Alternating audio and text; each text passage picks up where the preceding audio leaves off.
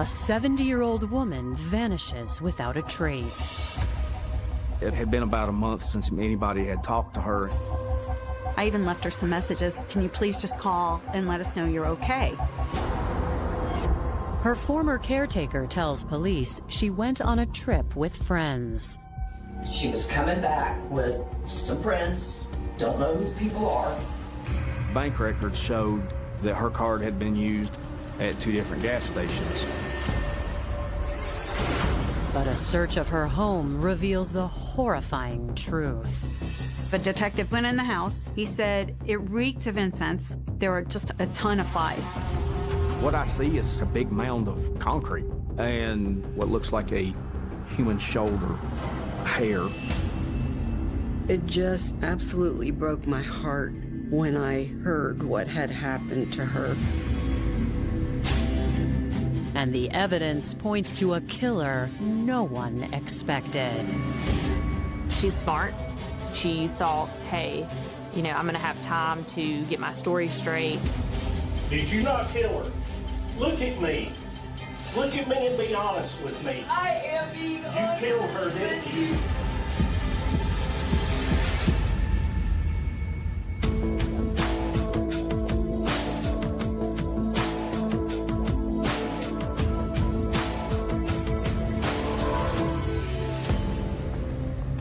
July 29th, 2021. It's a late summer day in rural North Carolina when Detective Tim Austin gets an unusual emergency call. A call came into my desk that had been transferred from the communications center. Janelle Sparks is the sister-in-law of Lynn Sparks King, who lived in Linville Falls. She informed me that Lynn was 70 years old, had suffered from a traumatic brain injury in the past, and it had been about a month since anybody had talked to her, and she wanted somebody to go check on her. According to Janelle, Lynn has disappeared before, but never for this long. And the explanation from Janelle was that Lynn, she was an alcoholic in the past. She would go sometimes for a few weeks that nobody could get in touch with her. She was just that type of person. She did have a person living in her home that was helping take care of her. Elizabeth Carserino was the live-in caretaker of Lynn King.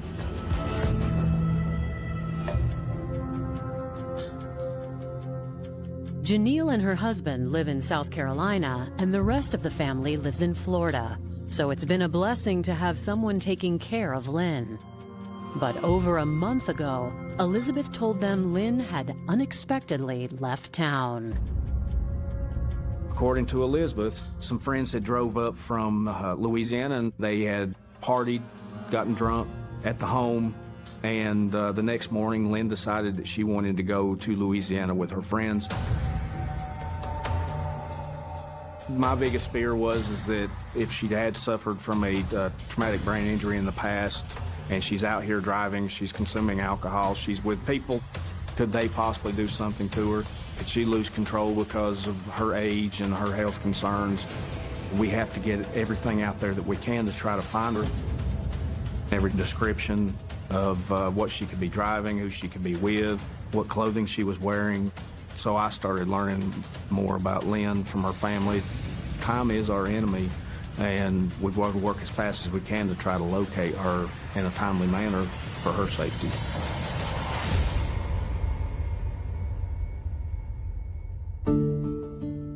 Lynn Sparks was born June 17, 1951, in Pinellas County, Florida. She and her older brother Butch were raised by a single mother. Her mom, Wanda, was divorced from her dad, Jack. Lynn and Wanda were very, very close, almost more like sisters than mother and daughter. Lynn had a very adventurous personality. We both belonged to the swim club, so we would go and swim and carry on with all our friends. In her early 20s, Lynn moved to the Florida Keys and worked as a bartender. There, she met Russell Keene, a businessman and father of 3. Russell Keene was a very eccentric man. At the time that Lynn met my father-in-law, he was already in the process of going through a brutal divorce. He had all these wild and crazy ideas and aspirations, and a lot of them he put to fruition. He owned several Pizza Huts, a couple radio stations. He had a hotel down in the Turks and Caicos. Russell was a bit older than Lynn was. She was truly in love with him.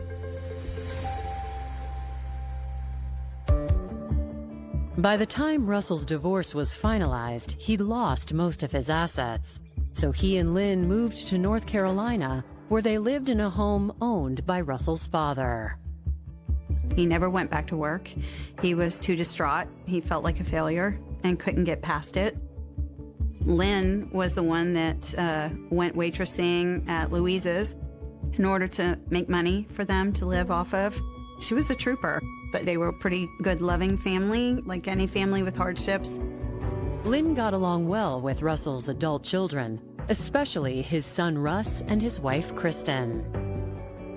I remember the first time I went up to meet Lynn and Russell. It was such a warm welcome. It really was. I mean, Lynn was just such a sweet person and really kind of took me in. You know, she never had children. She kind of looked at Russ and I like her children. But in 2001, Kristen's husband Russ was killed in the September 11th terrorist attacks. Kind of was in a daze. And that's when mine and Lynn's relationship really started to grow. She was a sounding board for me. We all cried together a lot. It brought us closer. She was so close to my daughter. They both shared the love of reading, and they would go to the bookstore together. She's the one who got Masley her first library card. They had a very close relationship. In 2016, the family was struck by more tragedy when Lynn's husband Russell passed away and her mother's health began to fail.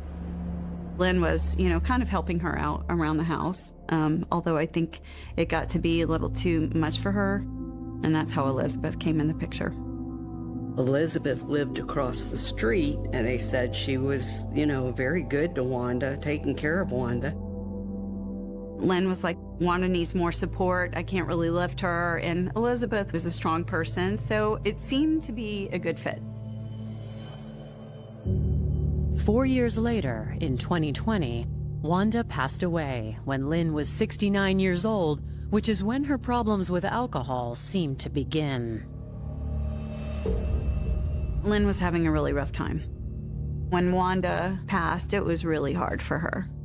She's lost her husband, now she's lost her mother. It was tough.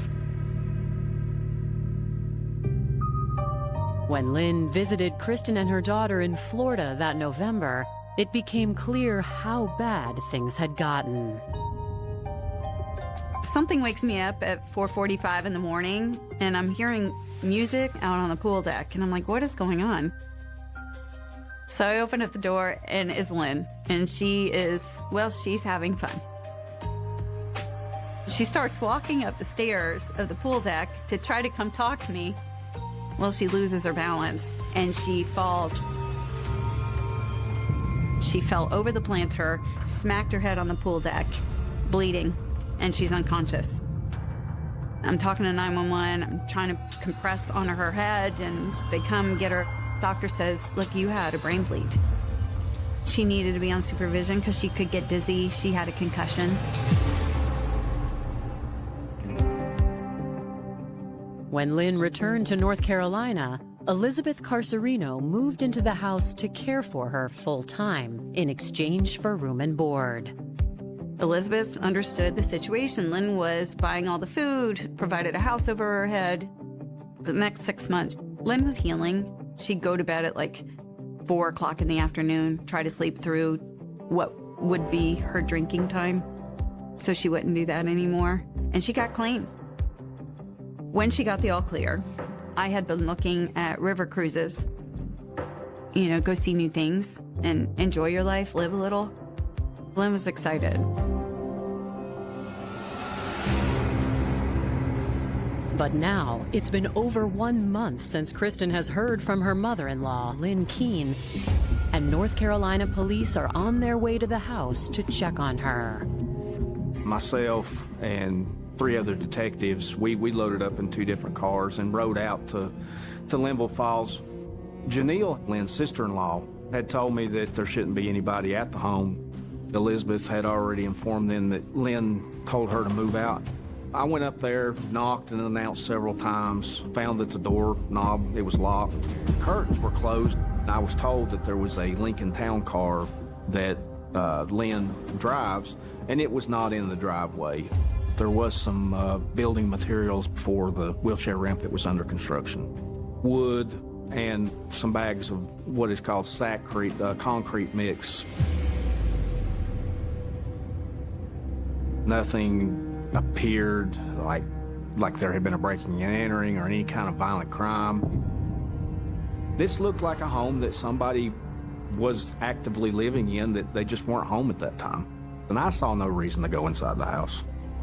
Because of her health issues and the fact that the family hasn't heard from her, I went back to the office and have her entered as a missing, endangered person.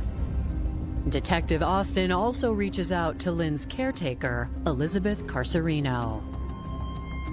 I called at least 2 times trying to get in touch with Elizabeth and only got voicemail. I left my name and number and information that I needed to talk to her. She may be the last person to see Lynn. I also have 2 unknown friends, a Karen and an unknown male, and Lynn took off to Louisiana, so I'm beginning to get worried. Could something have happened to them? Coming up, the search for Lynn Keene raises new concerns. We were all upset with Lynn, disappointed in the fact that she fell off the wagon. And detectives find answers buried in the dark. I'm following my nose, and the smell of something decomposing is getting stronger the further I go. Are you saying I did this? I'm saying you know about it.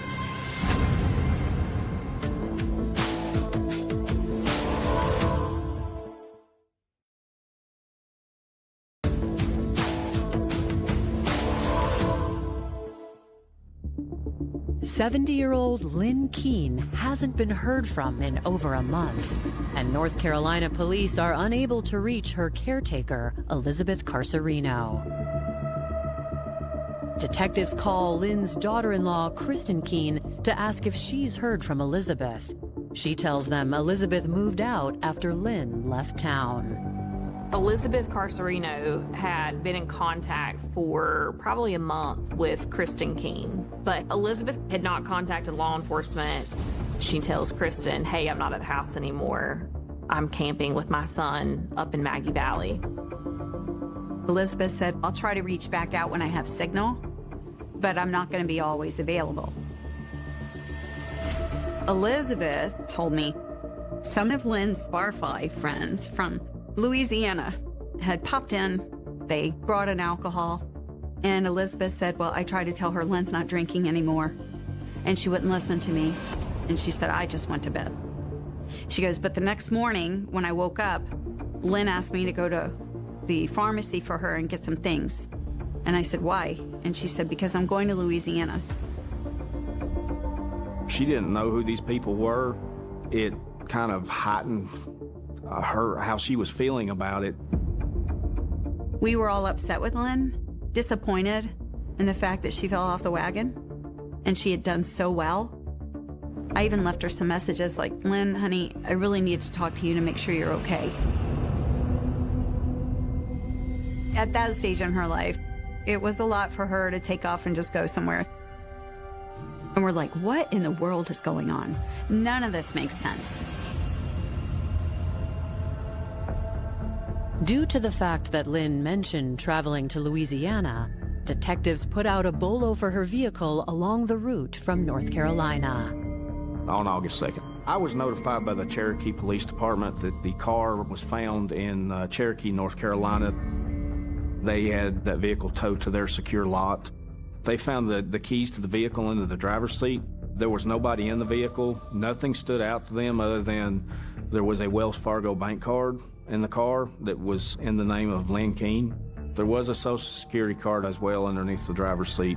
That Social Security card belonging to Lynn Keene. Bank records showed that her card had been used in Marion, North Carolina, and had been used in Cherokee, North Carolina, both times to fill up for gas at 2 different gas stations. It is starting to worry me because most people would not just leave their bank card, their Social Security card, as well as their car keys all locked up inside their vehicle. Further analysis of the traffic recordings reveals another clue. The Cherokee Tribal Police were able to find video of Lynn's car coming through town, and it appeared to be just occupied by one person, but the video was very grainy and couldn't make it out exactly who it was. The person driving the vehicle didn't look like Lynn. They looked like a bigger body type. What's going on in my mind is, if Lynn's not there, where did she go? Where did the people go that were with Lynn? Police had not conducted a search of Lynn's house during their initial wellness check, but now they believe there is cause to do so. Based on this, I did apply for a search warrant.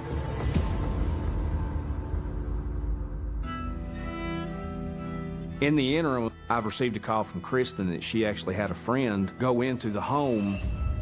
I had a friend that was a former detective in Tennessee. I called them up. I said, find a way in. I don't care. He went in the house. He said it reeked of incense. There was, a couple items that looked like somebody had just been there. And he goes, when I went down into the basement, there were just a ton of flies.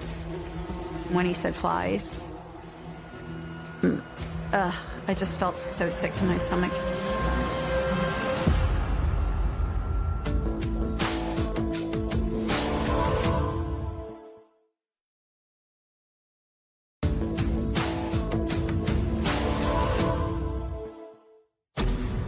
Four days after Lynn Keene was reported missing, her daughter-in-law, Kristen Keene, is informing investigators about the new concerning details in Lynn's home.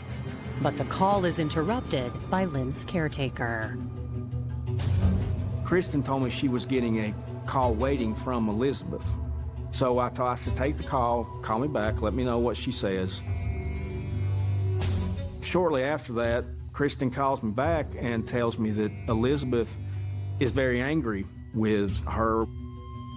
She got really angry at me because she felt I was accusing her of doing something to Lynn.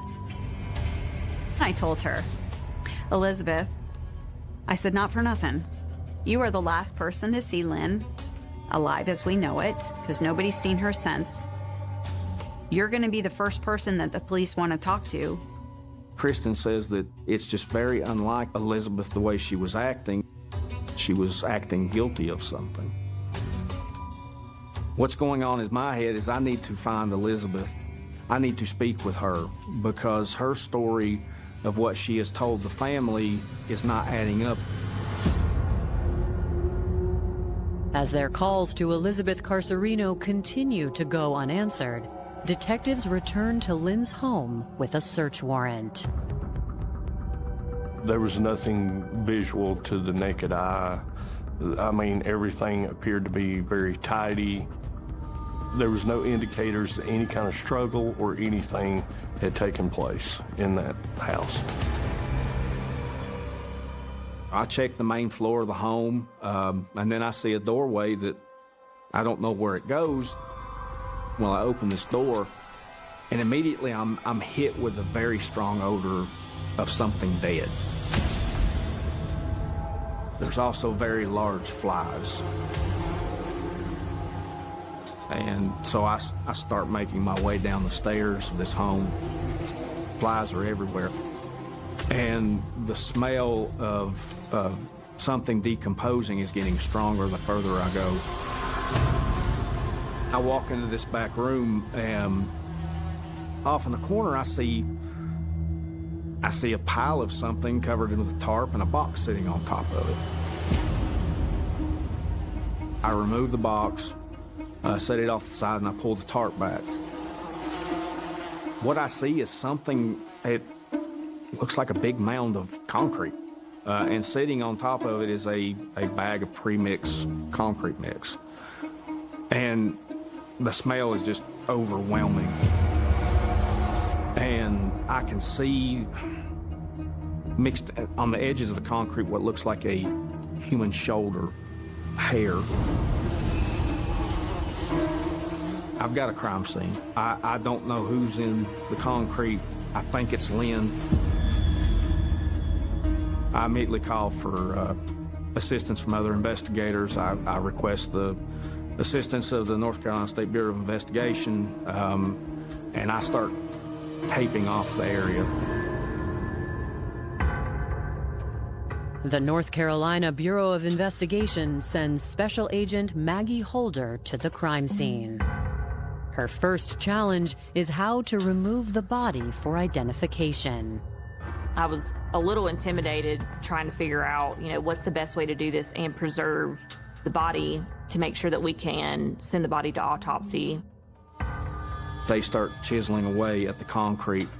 They proved it was a human being. Could not see a face. I could see parts of arms. I could see the thighs, parts of the calf. Very decomposed. Around the neck, I can see a belt that is tight, as in this person's been strangled.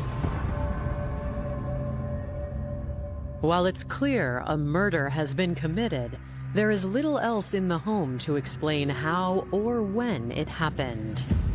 Initially, on the first crime scene search, it was not apparent that there was any blood or anything. After investigators leave the scene, they call Lynn's loved ones. They are devastated when they learn of the discovery.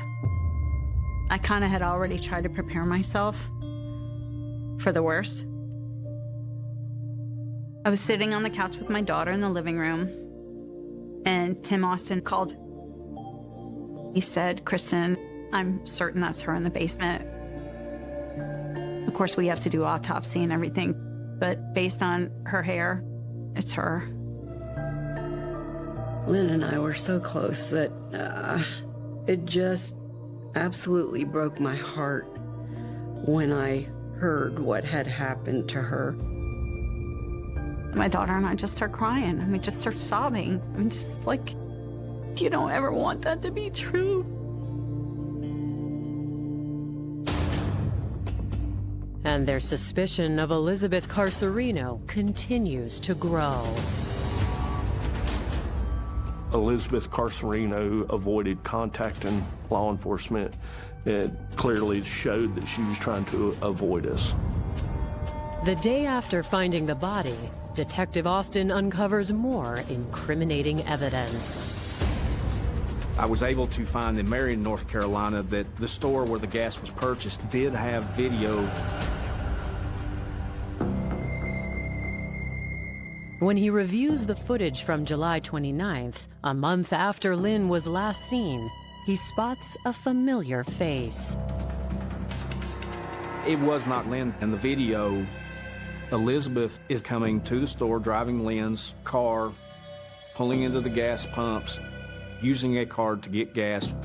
And in my head, I'm putting it together that Elizabeth's supposed to be in Maggie Valley. All of Lynn's stuff is found in Cherokee, and we're talking about two areas that are less than 30 minutes apart. I've got Elizabeth driving Lynn's car, and I've got Elizabeth using Lynn's bank card. We had nothing saying that Lynn ever gave her permission to use this. So I went before a magistrate who issued a warrant for Elizabeth Carserino's arrest. It started going through my mind of how could Lynn have been taken to the basement? Could one person have carried her, or is there somebody else involved? I needed those questions answered.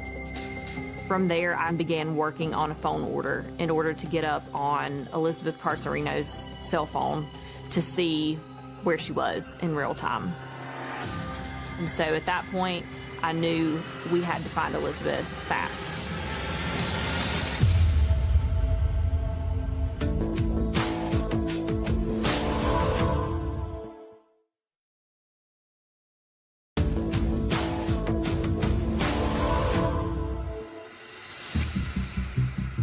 North Carolina investigators have collected evidence suggesting Elizabeth Carserino murdered her former patient, Lynn Keene.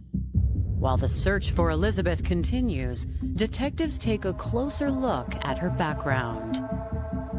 Elizabeth Catherine Carserino, born August 6, 1968. Her parents were Mary and Carl Smith, and she did have a brother named Johnny.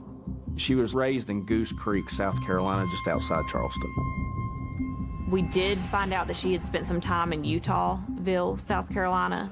She did have 3 children, 2 boys and a girl. And one of her sons she had just reconnected with and was trying to forge a relationship. The other son was incarcerated, and the daughter did not have anything to do with her. Elizabeth Carserino had no type of medical training. She was basically just a layman caretaker. I think that her friendship with Wanda was kind, and so she wanted to help and just said she could be the caretaker. Elizabeth was kind enough, but she was definitely a very direct person. She seemed a little nervous around me. The only times that in her criminal history that she had any type of trouble was writing bad checks. She had been charged with several.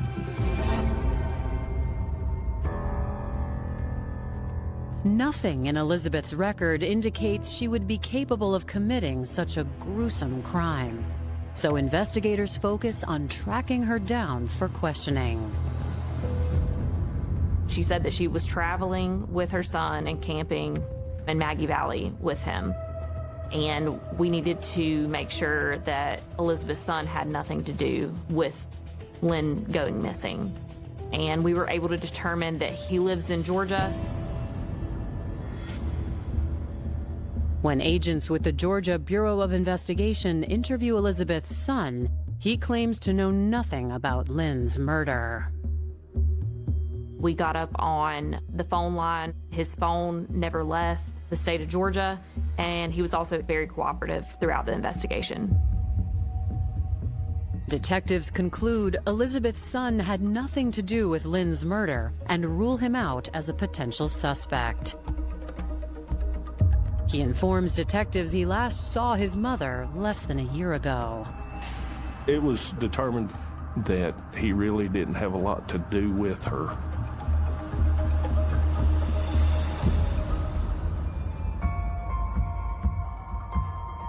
On August 5th, 2 days after the body was removed from Lynn Keene's house, the medical examiner conducts an autopsy. Dental records were provided which belonged to Lynn Keene and were matched to the body to confirm that that was in fact Lynn. According to the pathologist, the preliminary cause of death was blunt force trauma to the head and ligature strangulation, and it would be in that order. She was struck with some object in the head, causing a big head injury, but did not kill her. Ligature strangulation came second, and that is what killed her.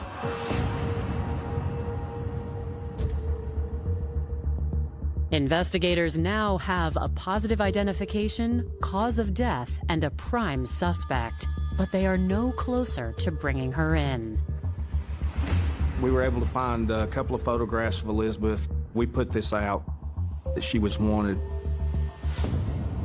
On August 6th, they discover why Elizabeth has been so difficult to track down.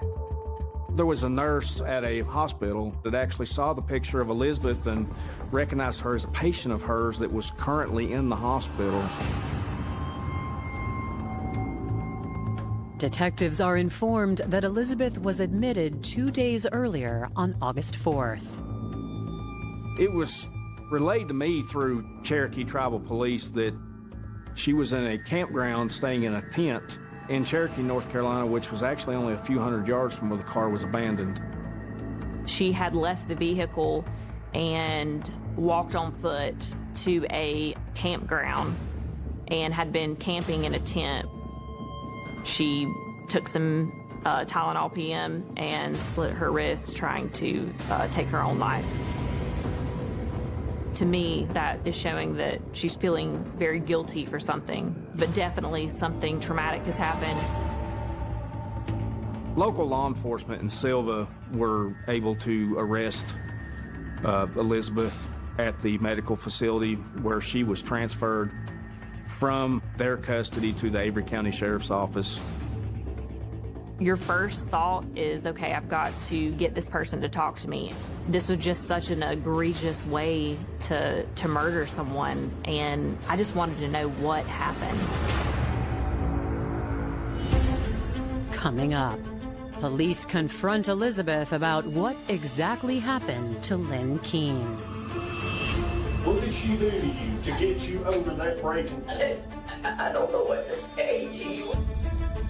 She tried to use the old amnesia thing. I think she was distancing herself from the crime. And Lynn's loved ones seek justice for her terrifying murder. And we're both trying to play back this whole thing in our head. Like, how could we have missed that?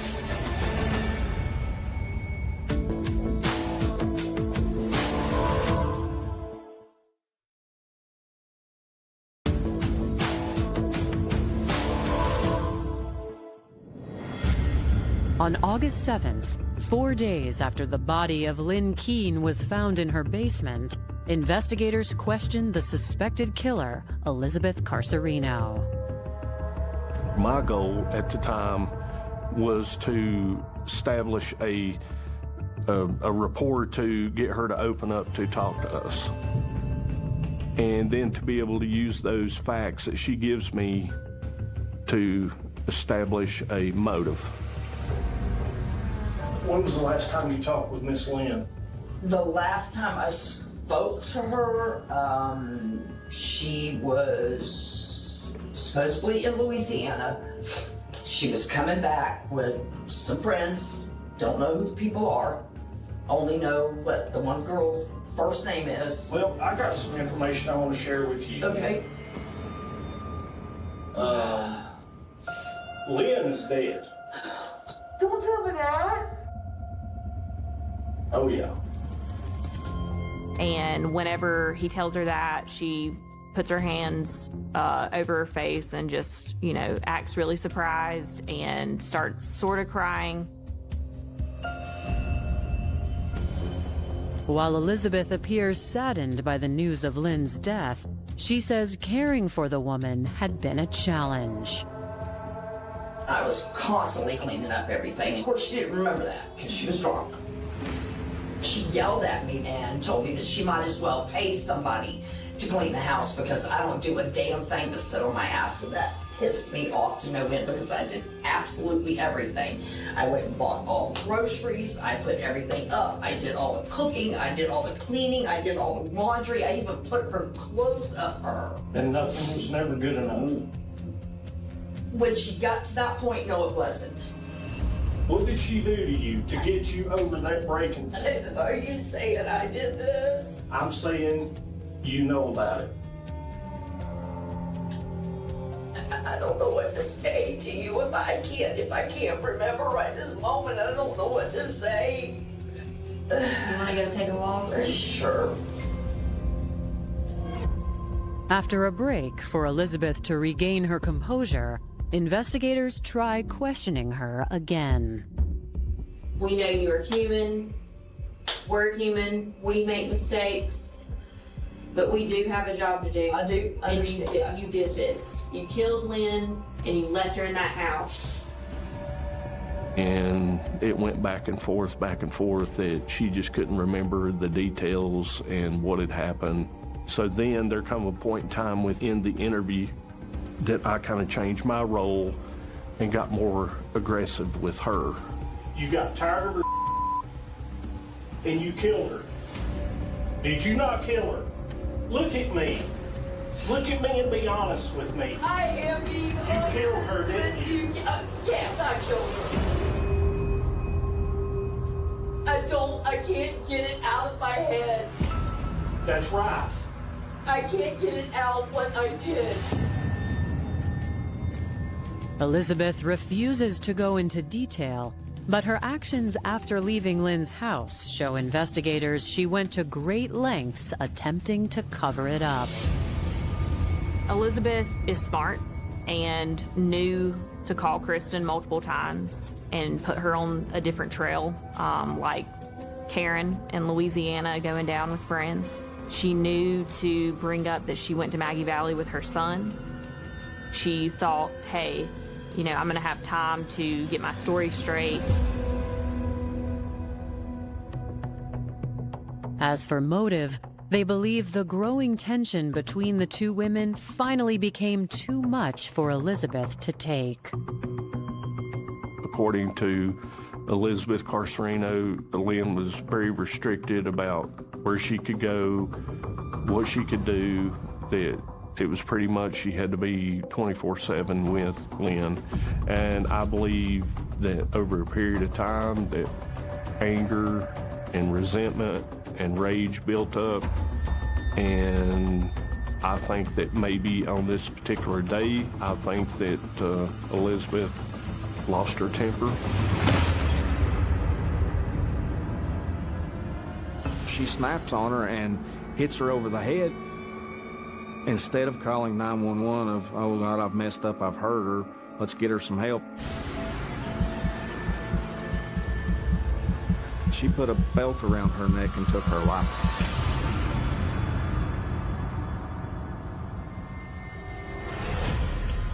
I spoke with the district attorney, and he felt it appropriate to go ahead and have a warrant issued for Elizabeth for the crime of murder. So you've got them in custody. So there is some highs, there is still some lows, because you still got a lot of work to do. This case has got to be presented in a court of law, and you're trying to make sure everything is tied up to where that this is going to be a winnable case.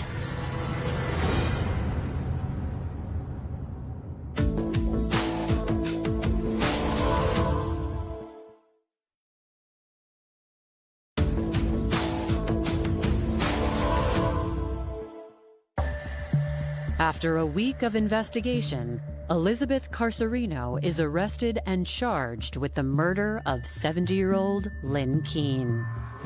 They called us right away, and it was like, we got her. We got her.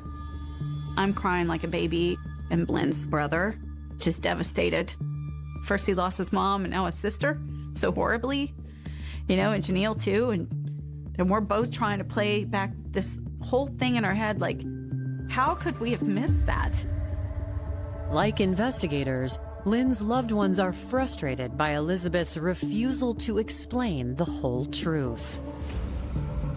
She claims to have had amnesia, can't remember anything. BS. I call BS. She's lying.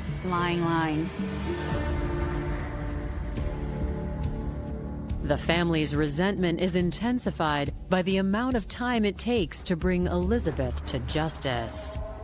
Elizabeth's attorney died, and so we had to wait. It took 2.5 years to even get to trial. In January 2024, the long-awaited day finally comes. I was there for that day. I was sitting in the front row, and in walks Elizabeth right through the door. She looks at me and then quickly looks away. Looks could kill. I was told she had an option, plead guilty.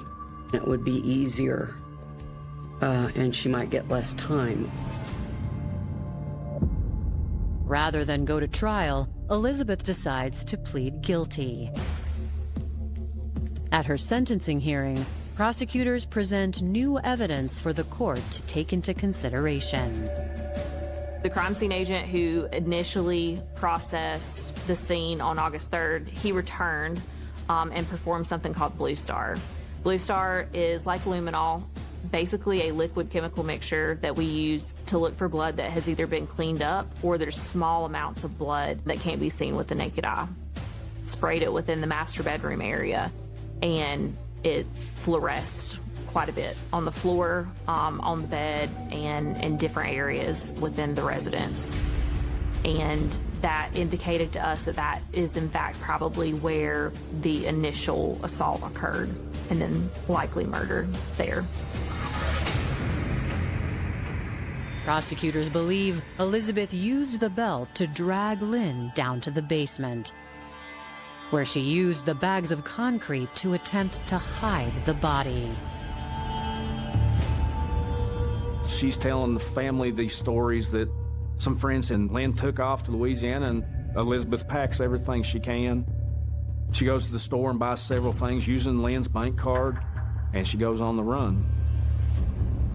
To kill this woman that you had taken care of, and for the next month, lie to her family while her body is decomposing in the basement. It's pretty sick. Lynn's loved ones add personal statements requesting Elizabeth receive the maximum sentence under the law. My impact statement was mostly to let everybody know who Lynn was and how wonderful she was. None of us are perfect, but her heart and her soul, she was a wonderful person. She was caring, she was giving, she was kind. I wanted them to know about her. And the last part of my impact statement was directed mostly towards Elizabeth, and that she was lying, how evil she was. How could you live in a house where you murdered someone and they're rotting downstairs in the basement below you for almost 2 months? It's insane to me. On January the 5th, 2024, Elizabeth Carserino was sentenced to life without the possibility of parole. I'm a spiritual person. Like, I talk to Lynn every day. There is not a day that goes by that I don't think about her. Kind of like my husband, you know. I might not see them, but they're still here with me in spirit. Lynn was just a fun-loving, free spirit. She was kind. She was generous. I mean, in this day and age, when a lot of people have forgotten what kindness is, I mean, yeah, it's a loss. She never met a stranger.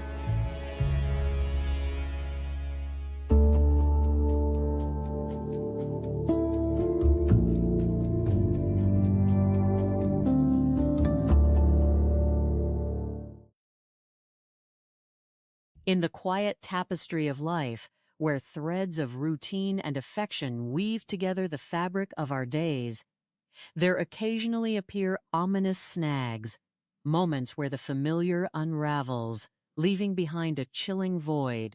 Such was the case with Lynn Keene, a woman whose life, though touched by both joy and sorrow, met an end no one could have foreseen, or perhaps initially even believed. It was a story that began, as many do, with a simple call for help, a plea from a sister-in-law, Janelle Sparks, to check on a beloved family member who had for far too long been out of touch.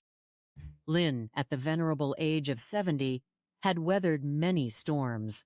A traumatic brain injury in her past left her vulnerable, and a struggle with alcohol had, at various points, punctuated her life's narrative. For about a month, her voice had been absent from the phone lines, her presence unfelt, a silence that began to weigh heavily on the hearts of those who cared for her. Janelle, reaching out to the authorities, expressed her deep concern, painting a picture of a woman who, while having disappeared before for short spells, had never remained unreachable for such an extended period. The messages left on Lynn's phone, hopeful and pleading, had gone unanswered, each unanswered ring echoing a growing fear. Living with Lynn, in the very heart of her home in Linville Falls, North Carolina, was Elizabeth Carserino, a caretaker whose presence had once been viewed as a blessing. To Lyn's family scattered across South Carolina and Florida, Elizabeth represented a steady hand, a watchful eye for a woman they loved but could not always be near. Yet, Elizabeth's explanation for Lyn's prolonged absence was unsettling.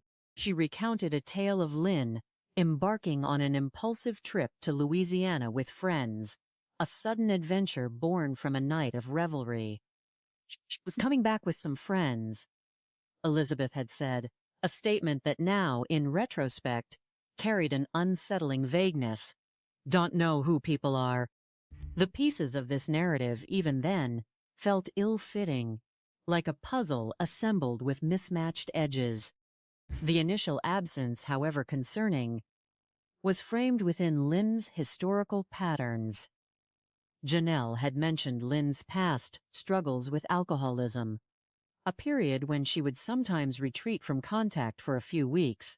This history, while providing a temporary framework for understanding, also served as a subtle impediment, perhaps, to immediate alarm. It created a shadow of doubt, a faint suggestion that Lynn was merely repeating old habits rather than facing an entirely new and far more sinister predicament. To understand the full tragedy, one must first understand Lynn. Born on a radiant June day in 1951 in Pinellas County, Florida, Lynn Sparks, later Keene, possessed a spirit as bright and adventurous as her birthplace. Raised by a single mother, Wanda, alongside her older brother Butch, Lynn shared an uncommonly close bond with her mother, a connection that transcended the typical mother-daughter relationship, often feeling more akin to that of sisters. Lynn's adventurous personality blossomed early, nurtured by shared activities like the swim club, where laughter and friendship were as abundant as the sunshine. Her early 20s saw Lynn embracing life in the vibrant Florida Keys, where she carved out a living as a bartender, a profession that perfectly suited her convivial nature. It was there that she encountered Russell Keene, a businessman with 3 children, and a life story already in progress. Russell, an eccentric man of grand ideas and aspirations, was navigating a brutal divorce when he met Lynn. Despite the complexities, their connection was profound, a genuine love blooming amidst the tumult of his life. Russell, a man who dared to dream big, had built an empire of several Pizza Huts, a pair of radio stations, and even a hotel in the distant Turks and Caicos. Lynn, younger than Russell, was utterly captivated by his vision and spirit. However, fate, as it often does, had its own design. By the time Russell's divorce was finalized, much of his worldly assets had been stripped away. The couple, facing a new chapter, relocated to North Carolina, settling into a home owned by Russell's father. The weight of his losses proved crushing for Russell. He never returned to work, too distraught, too consumed by a sense of failure to move past it. It was Lynn, the ever-resilient trooper, who stepped into the breach waitressing at Louisa S., tirelessly providing for their shared life. Despite hardships, theirs was a loving family, a unit that embraced Russell's adult children, particularly his son Russ and his wife Kristen. Kristen vividly recalled Lynn's warm welcome, how Lynn, having no children of her own, embraced her and Russ as her own, a testament to her generous spirit. But the threads of their happiness were destined to fray. The year 2001 brought an unimaginable horror when Kristen's husband Russ, Lynn's beloved stepson, was tragically killed in the September 11th terrorist attacks. This devastating loss drew Lynn and Kristen even closer, forging a bond of shared grief and mutual support. Lynn became Kristen's sounding board, a comforting presence through countless tears, and a cherished figure in the life of Kristen's daughter, Madly, instilling in her a love for reading and gifting her first library card. Their connection was truly special. More tragedy followed in 2016 with the passing of Lynn's husband, Russell. Soon after, her mother Wanda's health began to decline. Lynn, though trying to help, found the physical demands overwhelming, a situation that paved the way for Elizabeth Carserino's entry into their lives. Elizabeth, a neighbor from across the street, initially seemed a godsend, providing much-needed care for Wanda. 4 years later, in 2020, Wanda too passed away.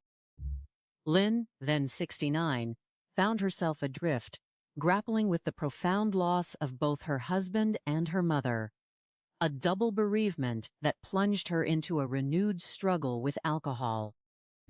The depth of Lynn's struggle became agonizingly clear during a visit to Kristen and Madley in Florida that November.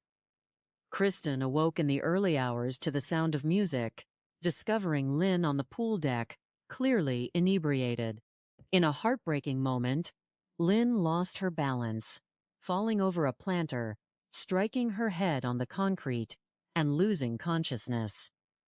The terrifying incident, involving a brain bleed and a concussion, underscored the urgent need for constant supervision. It was upon Lynn's return to North Carolina that Elizabeth Carserino moved into her home, becoming her full-time caretaker in exchange for room and board.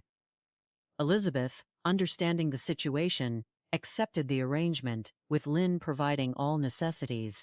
The initial 6 months saw Lynn on a path to healing, diligently striving for sobriety, going to bed early to avoid her drinking triggers, and eventually achieving a period of being clean.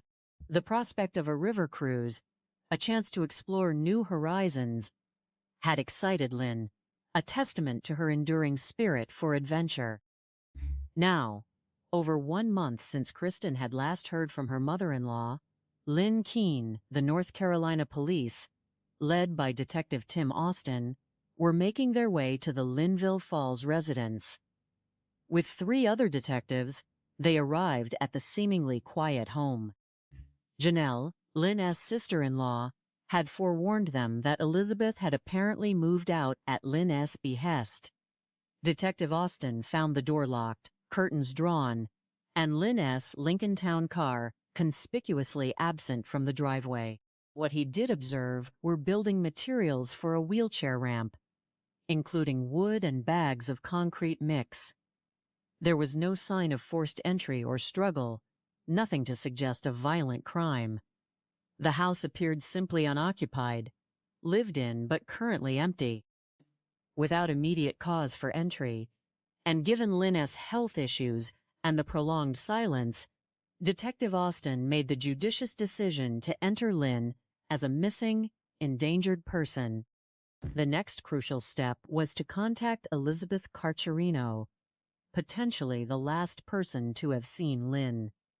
Detective Austin made multiple attempts, each leading to voicemail, leaving his contact information and the urgent need to speak with her. Elizabeth's story to the family about Lynn leaving with 2 unknown friends, a Karen and an unknown male bound for Louisiana, was now a central piece of the puzzle, and a worrying one. Could something have happened to all of them? The ticking clock of a missing person case was a palpable pressure. The search for Lynn Keene soon began to raise new unsettling concerns. Kristen, Lynn's daughter-in-law, continued to try to piece together information. Elizabeth Carserino, though in contact with Kristen for approximately a month after Lynn's supposed departure, had conspicuously failed to notify law enforcement. She informed Kristen that she was no longer at Lynn's house, claiming to be camping with her son in Maggie Valley, citing poor signal for her intermittent communication. Elizabeth's narrative to Kristen described Lynn's Sparfy friends from Louisiana arriving with alcohol. Despite Elizabeth's protests that Lynn was no longer drinking, Elizabeth claimed she merely went to bed, only to wake the next morning to Lynn requesting her to run errands to the pharmacy, stating she was off to Louisiana with her friends. The lack of knowledge about these supposed friends, as recounted by Elizabeth, only deepened Kristen's unease. The family's emotional landscape was one of profound disappointment mixed with mounting anxiety.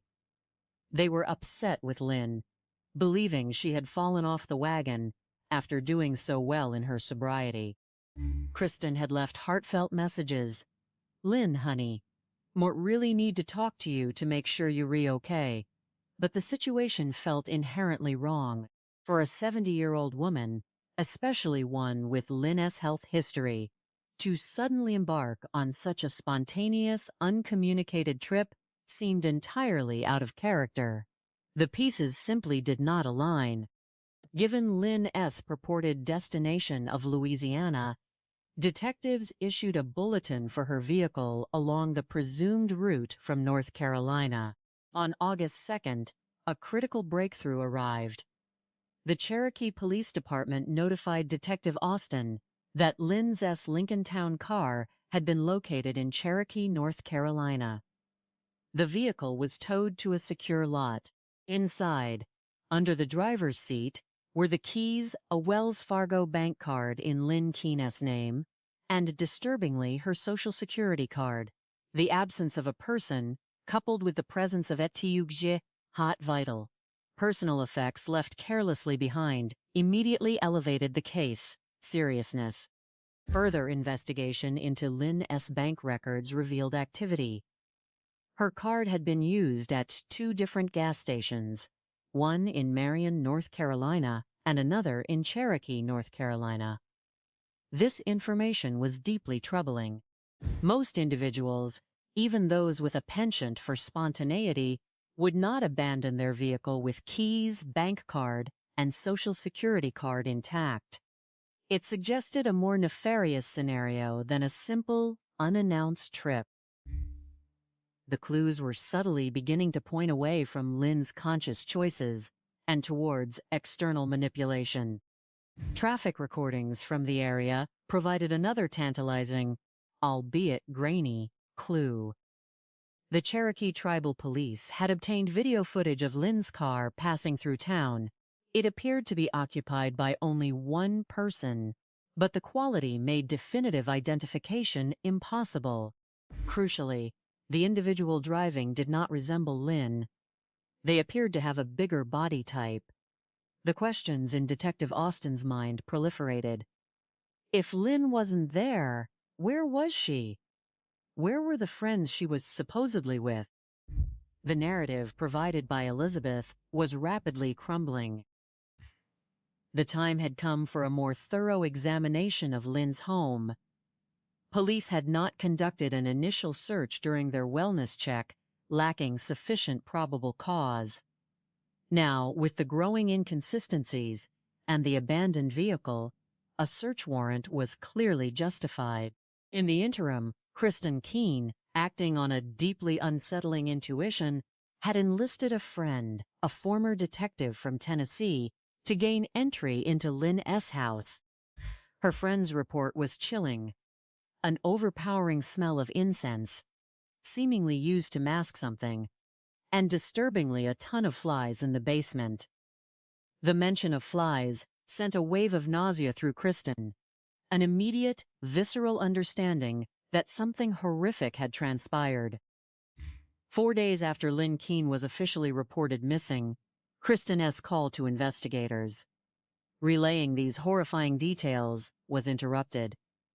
Elizabeth Carserino was on call waiting. Kristen, at Detective Austin instruction, took the call, then immediately called him back. Relaying Elizabeth's furious reaction, Elizabeth had become very angry, feeling accused of wrongdoing. Kristen, in a moment of raw honesty, confronted her, reminding Elizabeth that she was the last person to see Lynn alive as we know it, and naturally, the police would want to speak with her. Elizabeth's uncharacteristic rage struck Kristen as deeply suspicious, signaling a guilt she could not conceal. For Detective Austin, the message was clear. Elizabeth needed to be found, and her story, now riddled with inconsistencies, needed to be thoroughly scrutinized. Her evasion of law enforcement was now not merely suspicious, but damning. As calls to Elizabeth Carserino continued to go unanswered, detectives, armed with a search warrant, returned to Lynn S. home. Upon entering the main floor, everything appeared meticulously tidy, almost deceptively so. There were no immediate visual indicators of a struggle or any violent crime. It was the discovery of an unfamiliar doorway that led Detective Austin to a horrifying truth. Upon opening it, he was immediately assailed by a powerful, sickening odor, the unmistakable scent of something dead. Large flies buzzed ominously. As he descended the stairs into the basement, the flies grew in number, and the smell of decomposition intensified, becoming overwhelming. In a back room nestled in a corner, Detective Austin's eyes fell upon a disturbing sight. A pile of something covered by a tarp, with a box resting on top. He carefully removed the box and pulled back the tarp. What lay beneath was a macabre sculpture, a big mound of concrete, with a bag of pre-mixed concrete mix sitting atop it. The stench was almost unbearable. And then, at the edges of the hardened concrete, he saw it, what looks like a human shoulder, hair. The blood drained from him. He knew, with absolute certainty, he had a crime scene. Though the identity of the victim remained unknown, an undeniable gut feeling told him it was Lynn. He immediately called for backup, summoning assistance from other investigators and requesting the North Carolina State Bureau of Investigation, meticulously taping off the area to preserve the scene. Special Agent Maggie Holder of the North Carolina Bureau of Investigation arrived, facing the grim, unprecedented challenge of extracting a body encased in concrete. The task was not only physically demanding, but also required immense care to preserve the remains for forensic examination. They began the painstaking process of chiseling away at the hardened concrete. Their efforts confirmed their worst fears: human remains. A face was unrecognizable, but parts of arms, thighs, and calves were visible, all in an advanced state of decomposition. Most critically, around the neck, they observed a taut belt, unmistakable evidence of strangulation. A murder had unequivocally been committed. Yet, beyond the horror, the immediate crime scene offered little to explain the how or when. No obvious blood or signs of struggle apparent at first glance. Following the devastating discovery, investigators had the somber duty of informing Lynn's loved ones. Kristen, who had braced herself for the worst, received the call from Detective Austin while sitting ve kept hot her daughter. His words, though confirming her deepest fears, shattered her heart. Kristen, Mort met certain that's her in the basement. Of course, we have to do autopsy and everything, but based on her hair, it's her.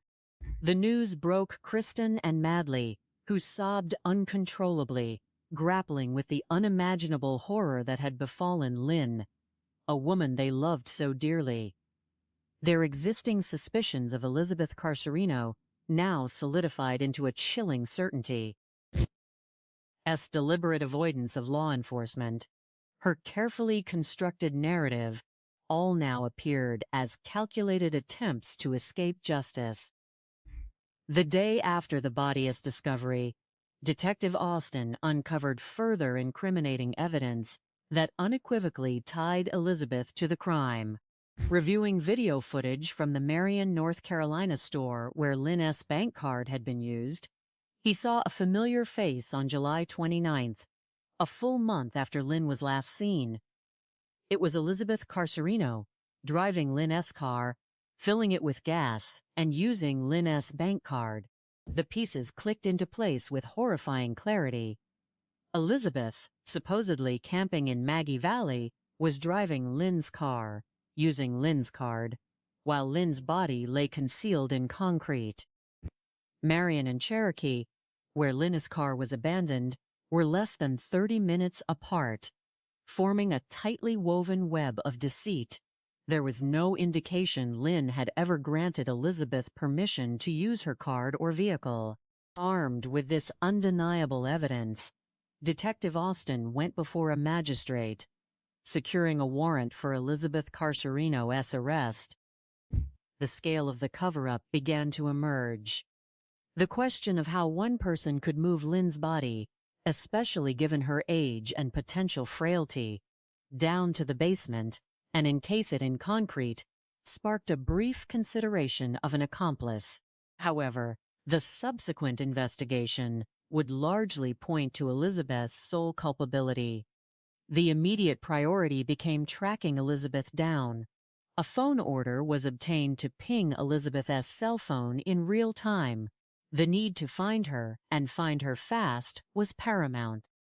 As the hunt for Elizabeth intensified, North Carolina investigators delved into her background, seeking any detail that might shed light on her actions. Elizabeth Catherine Carserino, born on August 6, 1968, hailed from Goose Creek, South Carolina. Her family background, including her parents Mary and Carl Smith, and a brother named Johnny, offered little immediate insight. She had 3 children, 2 sons and a daughter. One son, with whom she had recently reconnected, was trying to forge a relationship, while another was incarcerated. Her daughter, sadly, had severed ties with her. Crucially, Elizabeth had no formal medical training. Her role as a caretaker was purely based on her acquaintance and perceived kindness to Wanda, Lynn's mother. Initially, Elizabeth's directness was noted, coupled with a certain nervousness around Kristen. Her criminal history, however, offered a glimpse into a pattern of dishonesty, primarily charges related to writing bad checks. Nothing in her past hinted at the capacity for such a gruesome and calculated murder. Investigators quickly pursued Elizabeth's claim of camping with her son in Maggie Valley. It was soon determined that her son actually lived in Georgia, and upon interview by agents with the Georgia Bureau of Investigation, he adamantly denied any knowledge of Lynn's murder, proving to be cooperative and his phone records confirming his continuous presence in Georgia. This decisively ruled him out as a suspect, further isolating Elizabeth in her deceit. He had last seen his mother less than a year prior, confirming a distant relationship. On August 5th, 2 days after the body's removal, the medical examiner conducted an autopsy. Dental records belonging to Lynn Keene positively identified the remains. The preliminary cause of death was grimly revealed: blunt force trauma to the head, followed by ligature strangulation. The sequence was critical. Lynn had been struck with an object, sustaining a severe head injury, but this initial blow had not been fatal. It was the subsequent ligature strangulation that had taken her life. Investigators now had a positive identification, a clear cause of death, and a prime suspect, but Elizabeth Carserino remained at large. They circulated photographs of her, issuing a public alert for her arrest. The breakthrough came on August 6th with a stroke of serendipitous recognition. A nurse at a local hospital, seeing Elizabeth's picture, recognized her as a patient currently admitted. Elizabeth had checked into the hospital 2 days earlier, on August 4th. It was revealed she had been camping in a tent in Cherokee, North Carolina, mere hundreds of yards from where Lynn's car had been abandoned. She had walked from the vehicle, attempting to take her own life by slitting her wrist after consuming Tylenol PM. This act, while tragic, also provided a potent psychological clue: a desperate attempt to escape accountability, a profound display of guilt. Local law enforcement swiftly arrested Elizabeth at the medical facility, transferring her into the custody of the Avery County Sheriff's Office. For Detective Austin, the first thought upon her capture was clear: Moat got to get this person to talk to me. The egregious nature of the murder demanded answers. The interrogation began on August 7th, 4 days after Lynn King's body was discovered. Detective Austin's initial strategy was to establish rapport, to encourage Elizabeth to open up, to elicit facts that might illuminate her motive. Elizabeth, when asked about Lynn, feigned ignorance, claiming she last spoke to Lynn when she was supposedly in Louisiana, returning with some friends. "Don't know who the people are. only know what the one girl's first name is. When Detective Austin then revealed the grim truth of Lynn's death, Elizabeth dramatically covered her face, feigning surprise and initiating theatrical tears. She then shifted to a narrative of self-pity, portraying herself as an overworked and unappreciated caretaker.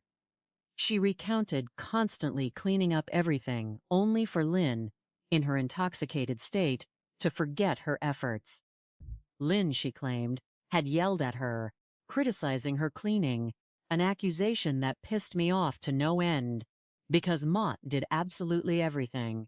She enumerated her duties: buying groceries, cooking, cleaning laundry, even putting away Lynn's clothes, all to no avail, as nothing was never good enough. This litany of grievances, however, served as a thinly veiled attempt to justify an unfathomable act. Detective Austin, cutting through the self-serving narrative, delivered the direct question: "What did she do to you to get you over that breaking point?" Elizabeth S.'s response was telling: "Are you saying Moat did this?" A classic deflection, a rhetorical question designed to shift blame and avoid direct accountability.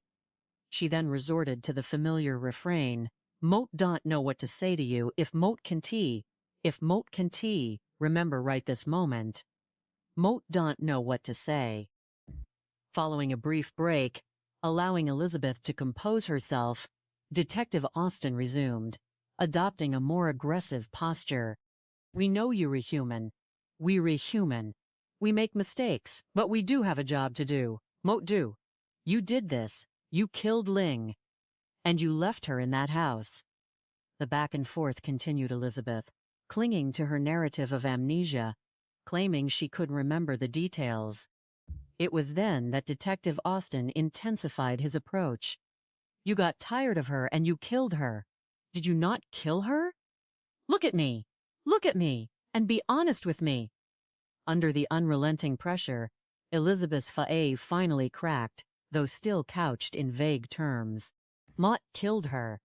Mott Danti. Mott can get it out of my head, that's why. Mott can get it out what I did."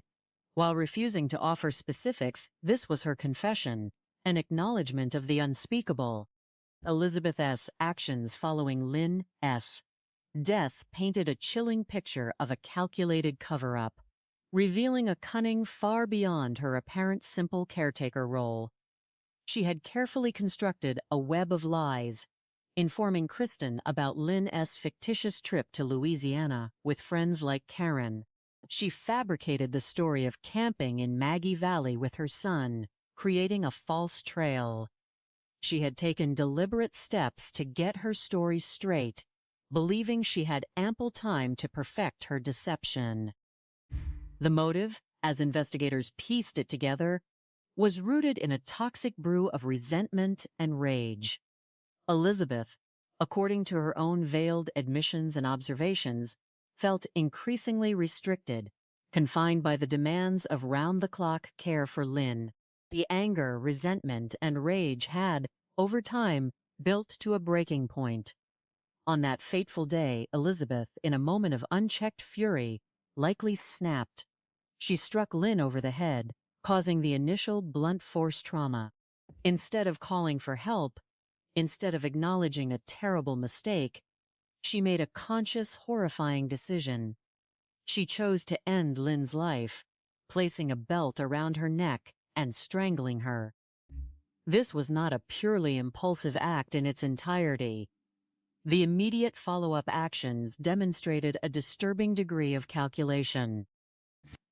Armed with this evidence and confession, the district attorney deemed it appropriate to issue a warrant for Elizabeth S. arrest for murder. The investigative team, though experiencing the highs of having a suspect in custody, understood the lows of the extensive work that remained. The case had to be meticulously prepared for presentation in a court of law, ensuring every piece of evidence was tied together for a winnable prosecution. After a week of intense investigation, Elizabeth Carserino was formally arrested and charged with the murder of 70-year-old Lynn Keene. The news was a profound relief for Lynn's family, though tinged with immense sorrow. Kristen recounted the moment. "They called us right away. And it was like, we got her. We got her." Tears flowed, a mix of grief, and the bitter satisfaction of knowing justice was moving forward.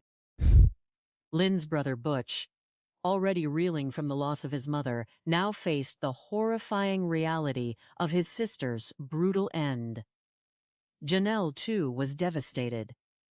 Both Kristen and Janelle found themselves replaying everything in their minds, agonizing over how they could have missed the warning signs. Elizabeth continued refusal to detail the full truth. Her persistent claims of amnesia fueled the family's resentment. Kristen unequivocally dismissed it as BS. Calling Elizabeth a liar. The path to justice, however, proved to be a protracted one. Elizabeth's attorney passed away, causing a 2.5-year delay before the case finally reached trial. In January of 2024, the long-awaited day arrived. Kristen, present in the front row, witnessed Elizabeth Carserino's entry into the courtroom. Elizabeth met her gaze briefly before looking away, a silent acknowledgement across the divide of perpetrator and victim's family. Elizabeth, presented with the option to plead guilty for a potentially lesser sentence, chose that path, avoiding a full trial. At her sentencing hearing, prosecutors presented compelling new evidence. The crime scene agent, who had initially processed Lynn's home, returned conducting a Blue Star test. This chemical mixture, similar to luminol, detects blood that has been cleaned up or is invisible to the naked eye. When sprayed in the master bedroom area, it fluoresced quite a bit on the floor, on the bed, and in different areas within the residence. This indicated kept a high probability that the initial assault had occurred there, and that Lynn was likely murdered in that very room. Prosecutors meticulously reconstructed the crime. Elizabeth, after killing Lynn in the master bedroom, had then used the belt to drag Lynn's body down to the basement. There, with the bags of concrete she had seen upon the first wellness check, Elizabeth had meticulously encased Lynn's body. A chilling attempt to permanently erase her crime. While Lynn's body decomposed in the basement, Elizabeth spun her elaborate tales to the family, used Lynn's bank card for her Ove Kepna benefit, and then fled, a chilling testament to her depravity. To kill this woman that you had taken care of, and for the next month lie to her family while her body is decomposing. In the basement, it is pretty sick.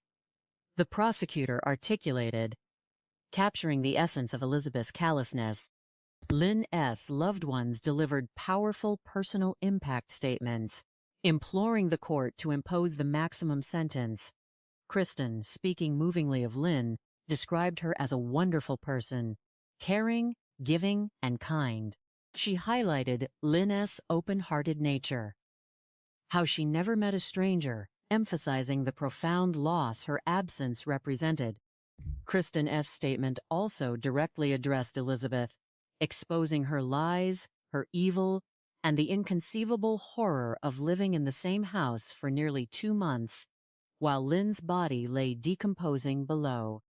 On January 5, 2024, Elizabeth Carserino received her just deserts sentenced to life without the possibility of parole. For Kristen, a spiritual person, Lynn's memory remained a constant presence.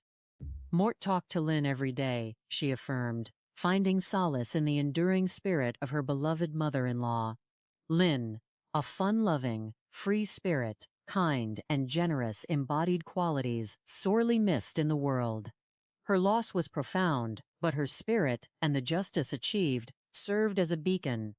From the chilling depths of this case, a tapestry of motives, causes, and crucial investigative details emerges, alongside vital life lessons and insights for law enforcement. The motive driving Elizabeth Carserino was a classic blend of resentment, entitlement, and a profound inability to manage anger. As Lynn S. live-in caretaker, Elizabeth ostensibly provided support, but the reality was a symbiotic and ultimately parasitic relationship. Lynn provided Elizabeth with a home, food, and purpose, essentially funding her existence. This dynamic, while seemingly beneficial to Elizabeth, also fostered a sense of being trapped, particularly as Lynn, recovering from a brain injury and battling alcoholism, would have had complex needs. Elizabeth's own words, describing Lynn-esque criticisms and her feeling that nothing was never good enough, reveal a festering wound of perceived injustice and lack of appreciation.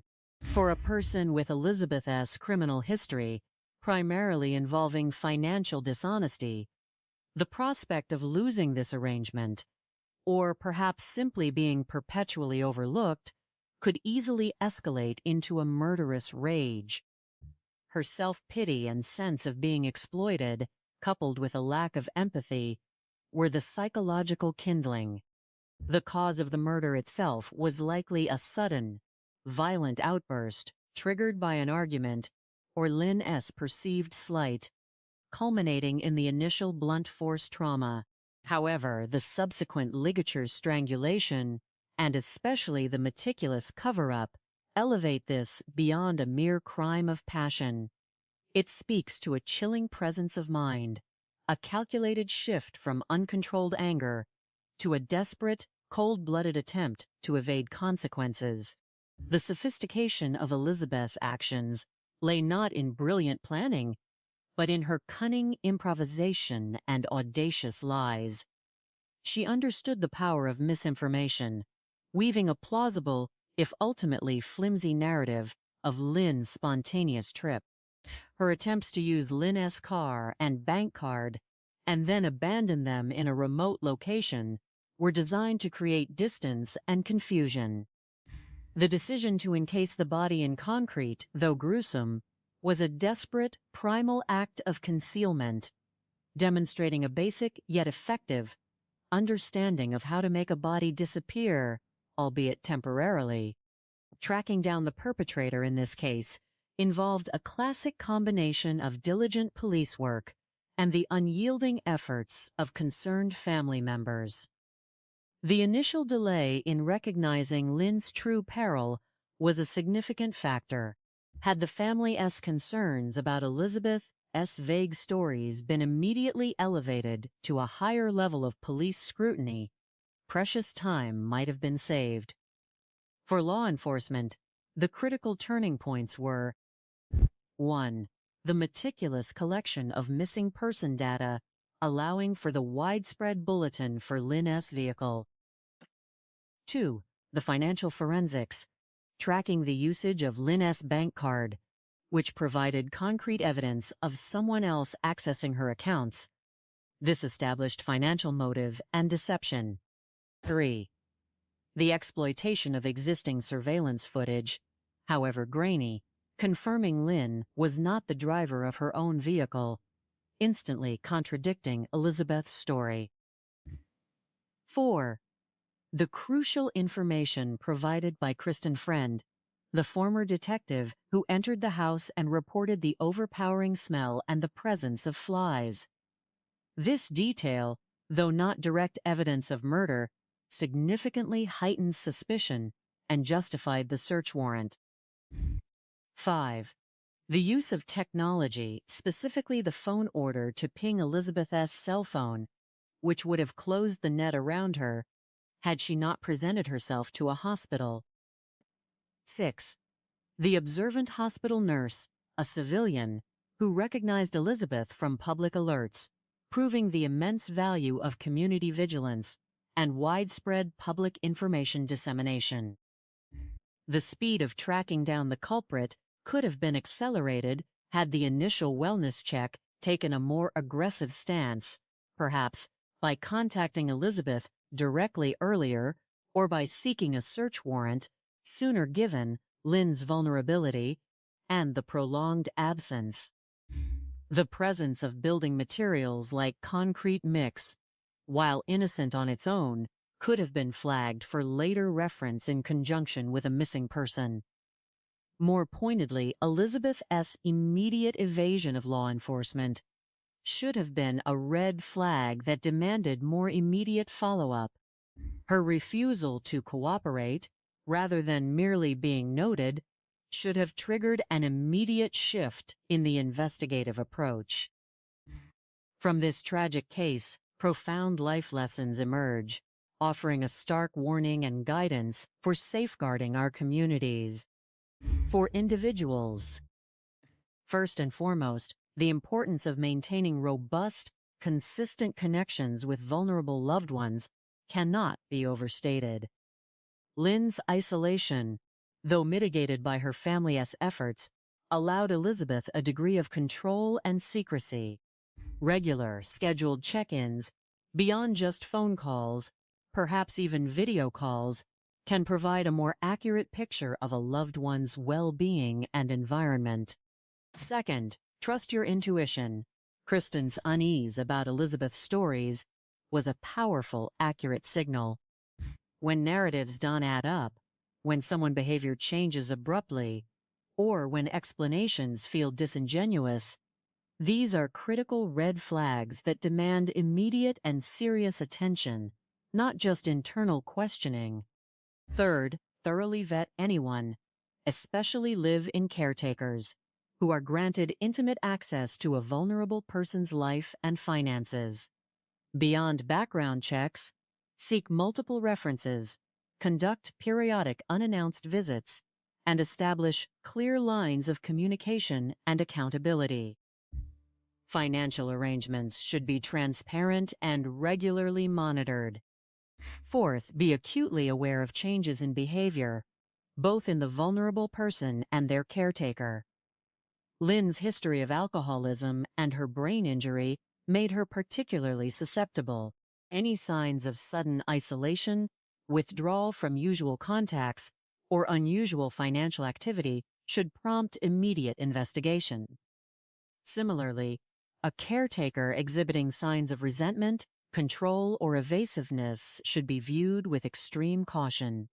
Fifth, understand the insidious nature of financial exploitation, which often precedes physical harm in cases involving caretakers. The use of Lynn's bank card by Elizabeth, even for seemingly innocuous gas purchases, was a clear violation of trust and an early indicator of control and exploitation. For law enforcement, 1.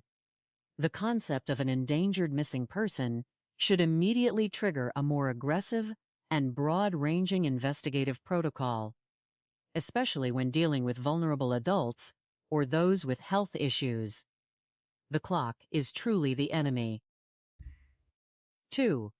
Initial wellness checks, while limited by probable cause, should meticulously document all observable details, no matter how seemingly minor, for future reference. The concrete mix bags, though innocent on their own, gained significant meaning later. 3. Develop and implement enhanced protocols for caretaker cases. When a caretaker provides an alibi or explanation for a vulnerable person's disappearance, that individual should immediately be considered a person of interest, and their story rigorously verified, not merely accepted at face value. Elizabeth's initial evasion should have warranted immediate, aggressive follow-up, rather than simply leaving voicemails. 4. Leverage financial forensics and video surveillance as primary tools early in the investigation. Bank records, credit card usage, and ATM withdrawals can often paint a clearer picture of recent activity and identify potential perpetrators far faster than traditional canvassing. Public and private security camera footage, though sometimes grainy, can provide crucial visual evidence. 5. Refine interrogation techniques to effectively navigate psychological defenses such as feigned amnesia or victim blaming. Detective Austin's eventual shift in approach proved critical in eliciting Elizabeth's confession, demonstrating the need for adaptable and assertive questioning when rapport building fails. 6. Foster stronger community partnerships to encourage reporting of suspicious activity involving vulnerable adults. The nurse recognition of Elizabeth underscored the vital role the public plays. This case also speaks to a deeper humanistic significance. Lynn Keene was more than a victim. She was a vibrant, loving individual whose life, though ending tragically, resonated with kindness and generosity. The efforts of her family, particularly Kristen, to seek justice, and the relentless dedication of Detective Austin and his team underscore the enduring power of human connection and the unwavering pursuit of truth. Elizabeth Carserino's actions represent a betrayal of the deepest trust, a chilling reminder of the darkness that can lurk beneath a seemingly helpful exterior. Yet, the narrative culminates in the triumph of justice, a testament that even the most calculated acts of deception can be unraveled, and that the light of truth, however long it takes, will ultimately prevail. It is a story not just of crime, but of resilience, of love, and of the fundamental human need for accountability and closure, inspiring a belief in the ultimate victory of good, even in the face of profound evil. A chill had settled over the quiet, rural landscape of North Carolina as Detective Tim Austin received an unusual and deeply concerning emergency call on the 29th of July, in the year 2021. It was a late summer day, usually reserved for the languid pace of country life. But this call heralded the beginning of a dark and complex investigation that would unravel a tale of vulnerability, deceit, and profound betrayal. The communication center had transferred a message from Janelle Sparks, the sister-in-law of 70-year-old Lynn Sparks King, a woman who resided in the seemingly tranquil community of Linville Falls. Janelle's voice was tinged with worry, explaining that Lynn, who had previously suffered a traumatic brain injury, had not been heard from in approximately 1 month. This protracted silence was profoundly unsettling, prompting Janelle to urgently request a welfare check. She explained that while Lynn had a history of sporadic disappearances, often linked to past struggles with alcoholism, never had she been unreachable for such an extended period. The apprehension was palpable. Lynn King was not entirely alone in her home.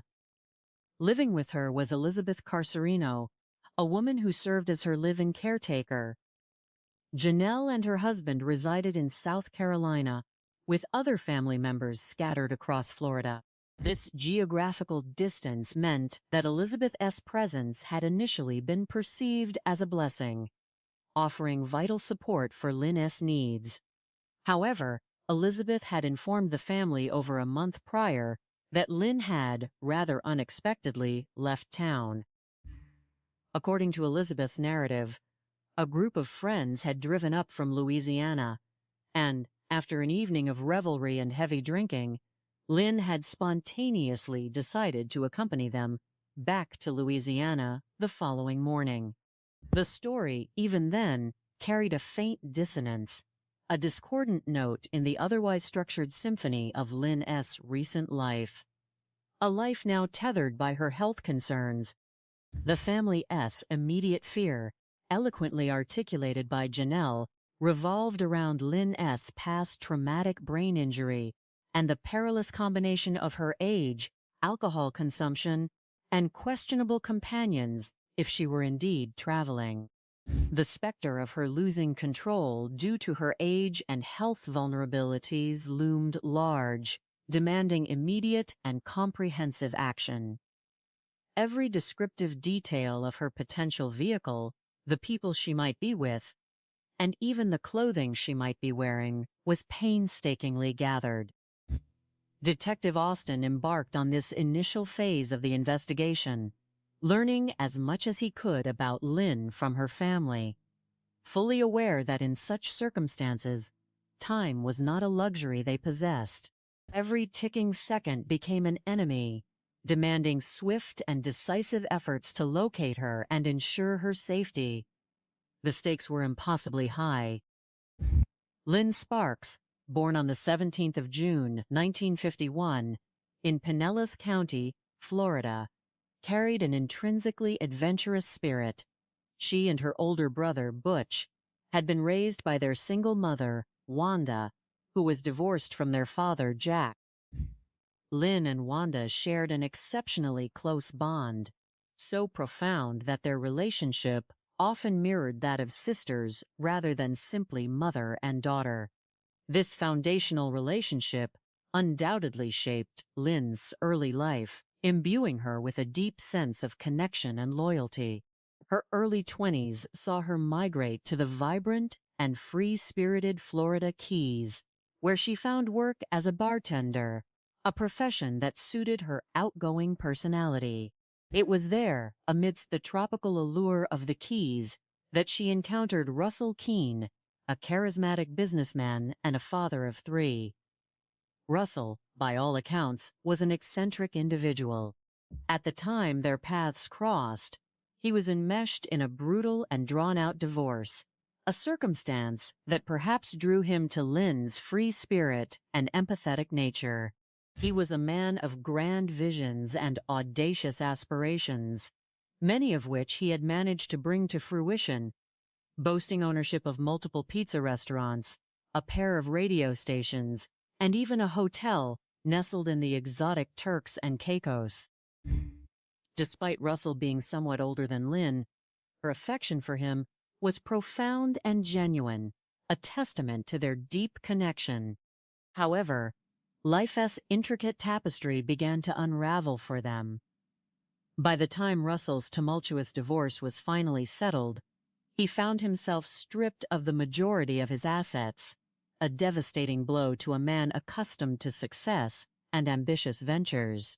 The weight of this loss propelled them to North Carolina, where they took up residence in a home owned by Russell's father.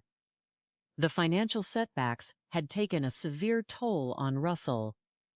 He never returned to work, feeling too distraught and crippled by a sense of failure he simply could not overcome. It was Lynn, the ever-resilient and loving partner, who stepped up, waitressing at a local establishment called Louisa's, diligently working to ensure their survival and provide for their needs. She was a true trooper, a woman of remarkable strength, and together they formed a loving family unit, navigating the inevitable hardships that life cast upon them.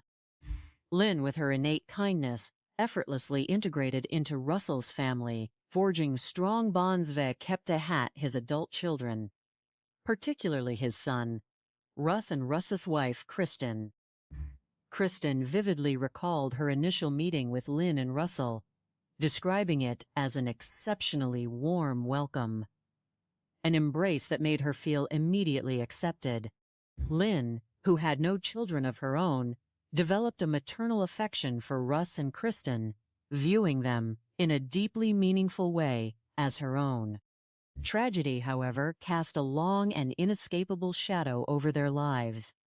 In the year 2001, Kristen's husband, Russ, Lynn's beloved stepson, was tragically killed in the horrific September 11th terrorist attacks.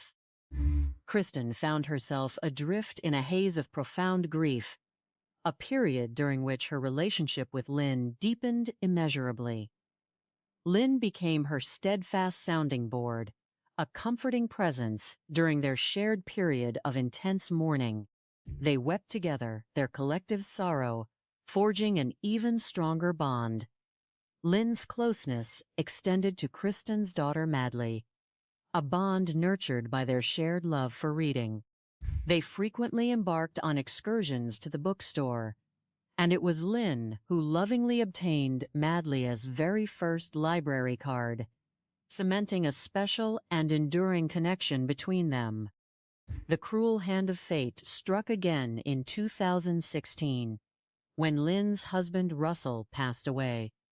Concurrently, her mother, Wanda, began to experience a decline in her health. Lynn, in her devoted way, endeavored to assist her mother around the house, though the increasing demands eventually became overwhelming for her. This pivotal period marked Elizabeth Carserino's entry into their lives. Elizabeth, who resided across the street, initially earned the family's commendation for her diligent and kind care for Wanda. Lynn herself recognized Wanda's need for greater support, acknowledging her own limitations in assisting with tasks like lifting. Elizabeth's presence seemed at first to be a providential fit for their evolving needs. 4 years later, in 2020, Wanda passed away, leaving Lynn, then 69 years old, grappling with profound loss. It was at this juncture that Lynn's long-standing struggles, hot alcohol, appeared to resurface with an alarming intensity. The passing of both her husband and then her beloved mother created an emotional maelstrom that Lynn found immensely challenging to navigate. The true extent of Lynn's struggle became distressingly evident during a visit to Kristen and her daughter in Florida. That November, Kristen was awakened at 4:45 in the morning by the sound of music emanating from the pool deck. Upon investigation, she discovered Lynn, undeniably intoxicated, attempting to ascend the pool deck stairs to converse with her. In a heart-wrenching moment, Lynn lost her balance, tumbled over a planter, and struck her head on the unforgiving concrete of the pool deck, rendering her unconscious and bleeding. Kristen's frantic call to 911, coupled with her desperate attempts to apply compression to Lynn's head, marked a harrowing scene. The doctors, upon examining Lynn, confirmed a brain bleed and a concussion, necessitating strict supervision due to her propensity for dizziness. Upon Lynn's return to North Carolina, Elizabeth Carserino moved into the house permanently, becoming Lynn's full-time caregiver in exchange for room and board. Elizabeth fully grasped the dynamics of their arrangement. Lynn provided all the food and a roof over her head. The 6 months saw Lynn in a period of healing, making concerted efforts to regain her sobriety. She would often retire to bed around 4:00 in the afternoon, attempting to sleep through the hours that might otherwise trigger her drinking, a testament to her determination to remain clean. As her health steadily improved and she received a medical clearance, Lynn eagerly discussed plans for a river cruise, a symbol of her desire to embrace new experiences and live life to the fullest. The irony of these plans, in retrospect, would be chilling. Now, over 1 month since Kristen had last heard from her mother-in-law, Lynn Keene, North Carolina police, led by Detective Tim Austin, were en route to her residence to conduct the crucial welfare check. Detective Austin, accompanied by 3 other detectives, embarked in 2 vehicles, making their way to Linville Falls. Janelle, Lynn's sister-in-law, had specifically informed them that no one should be at the home, as Elizabeth had already conveyed that Lynn had instructed her to move out. Upon arrival, Detective Austin repeatedly knocked and announced their presence, only to find the doorknob locked and the curtains drawn tight. He noted the absence of Lynn's distinctive Lincoln Town car from the driveway.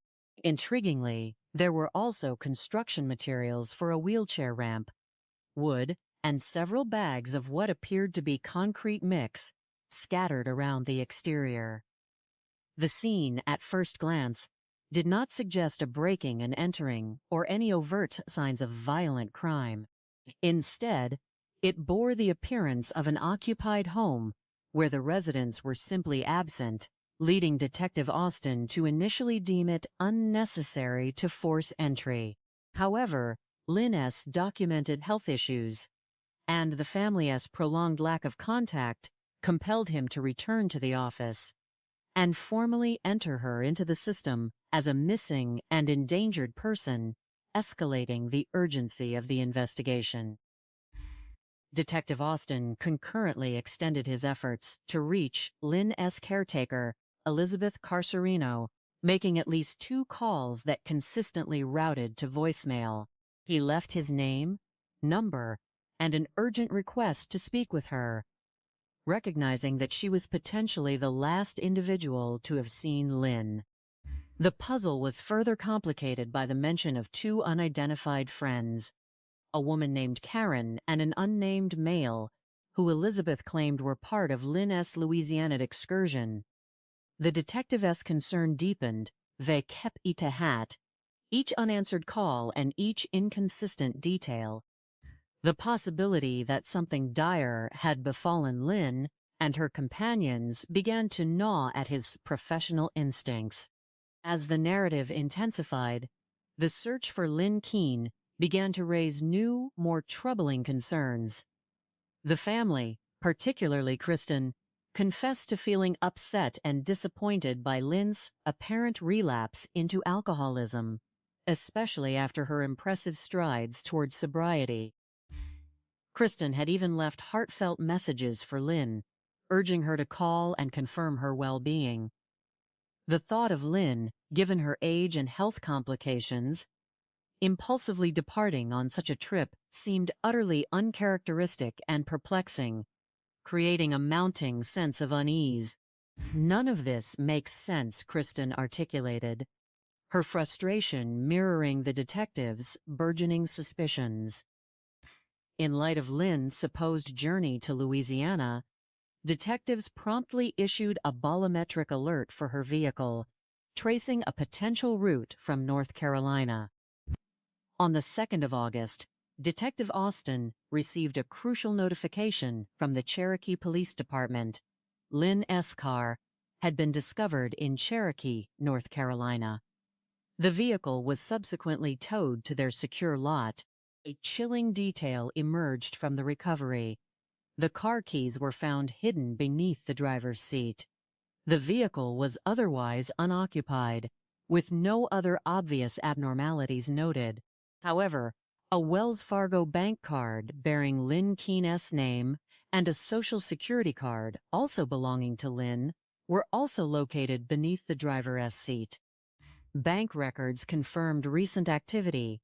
Lynn's card had been used in Marion, North Carolina, and again in Cherokee, North Carolina, on both occasions to purchase gasoline at 2 distinct service stations. The detective's alarm escalated significantly. It was highly unusual, he reasoned, for an individual to abandon their bank card, Social Security card, and car keys, all meticulously concealed within their vehicle. Further forensic analysis of traffic recordings provided another intriguing clue. The Cherokee Tribal Police successfully obtained video footage of Lynn's car as it passed through town. While the video was notably grainy, rendering definitive identification challenging, it appeared to be occupied by a single individual. Crucially, the person driving the vehicle did not physically resemble Lynn. They presented with a notably bigger body type. Detective Austin's mind began to churn with urgent questions. If Lynn was not in the car, where had she gone? And what had become of the friends she was supposedly traveling with? This mounting collection of contradictory evidence solidified the need for a more intrusive investigation. Previously, police had refrained from conducting a full search of Lynn's residence during their initial wellness check. However, the discovery of the abandoned vehicle, the suspicious bank card activity, and the incongruous video evidence now provided ample grounds for a more thorough examination. Detective Austin promptly applied for and obtained a search warrant. In the interim, he received a phone call from Kristen, who had taken matters into her own hands. Kristen, increasingly desperate for answers, had dispatched a friend, a former detective from Tennessee, to Lynn's home, imploring him to find a way inside. The friend had indeed gained entry, relaying a disturbing account. The house reeked overpoweringly of incense, and in the basement he discovered a swarm of flies. The mere mention of flies sent a sickening wave through Kristen, amplifying her profound dread. 4 days after Lynn Keene was officially reported missing, Kristen, while relaying these new and concerning details to investigators, received an incoming call that momentarily interrupted her conversation. It was Elizabeth. Kristen answered at Detective Austin's instruction, only to call him back. Moments later, her voice conveying a mixture of anger and dismay. Elizabeth, Kristen reported, was furious, interpreting Kristen's concern as a direct accusation. "You are the last person to see Lynn alive as we know it," Kristen had retorted, explaining the inevitable police interest. Elizabeth's agitated and accusatory demeanor struck Kristen as utterly uncharacteristic, leaving her with the distinct impression that Elizabeth was exhibiting signs of guilt. Detective Austin's focus sharpened. He now needed to find Elizabeth immediately. Her shifting narrative, particularly her conflicting stories presented to the family, was clearly not adding up, pushing her rapidly to the forefront of the investigation. With Elizabeth Carserino's phone calls consistently going unanswered, detectives armed with their search warrant returned to Lynn's residence. The main floor of the home appeared remarkably tidy, presenting no visual indicators of a struggle or any violent crime. Every object seemed to be in its designated place, a disconcerting veneer of normalcy. It was when Detective Austin encountered an unfamiliar doorway, one he had not previously noticed, that the true nature of the scene began to unfold. As he opened this unassuming door, an immediate and potent odor of decay assailed him, a visceral assault on the senses. The air was thick with the buzzing of conspicuously large flies. As he descended the stairs, the stench of something decomposing grew progressively stronger, each step amplifying the horrific reality that lay hidden within. He eventually entered a back room in the basement, and there, nestled in a corner, he observed a disturbing tableau, a mound of something covered by a tarp, with a box perched atop it. He cautiously removed the box and pulled back the tarp, revealing a grotesque sight. What he beheld was a large, irregular mound of concrete, its rough edges still showing remnants of freshly mixed concrete, and, horrifyingly, what appeared to be human shoulder hair embedded within its solidified form. The putrid smell, now overwhelming, was almost unbearable. He had found a crime scene. A profound realization dawned upon him. He had a body, entombed within concrete, but its identity remained a haunting question, though his instincts screamed it was Lynn. He immediately requested assistance from other investigators, summoning the North Carolina State Bureau of Investigation, and meticulously cordoned off the area. Special Agent Maggie Holder, dispatched by the North Carolina Bureau of Investigation, arrived at the crime scene. Her initial challenge was a daunting one: how to extricate the body while preserving it for autopsy. The painstaking process involved chiseling away at the hardened concrete, a methodical and gruesome task. As layers of concrete were removed, the horrific truth solidified. It was undeniably a human being.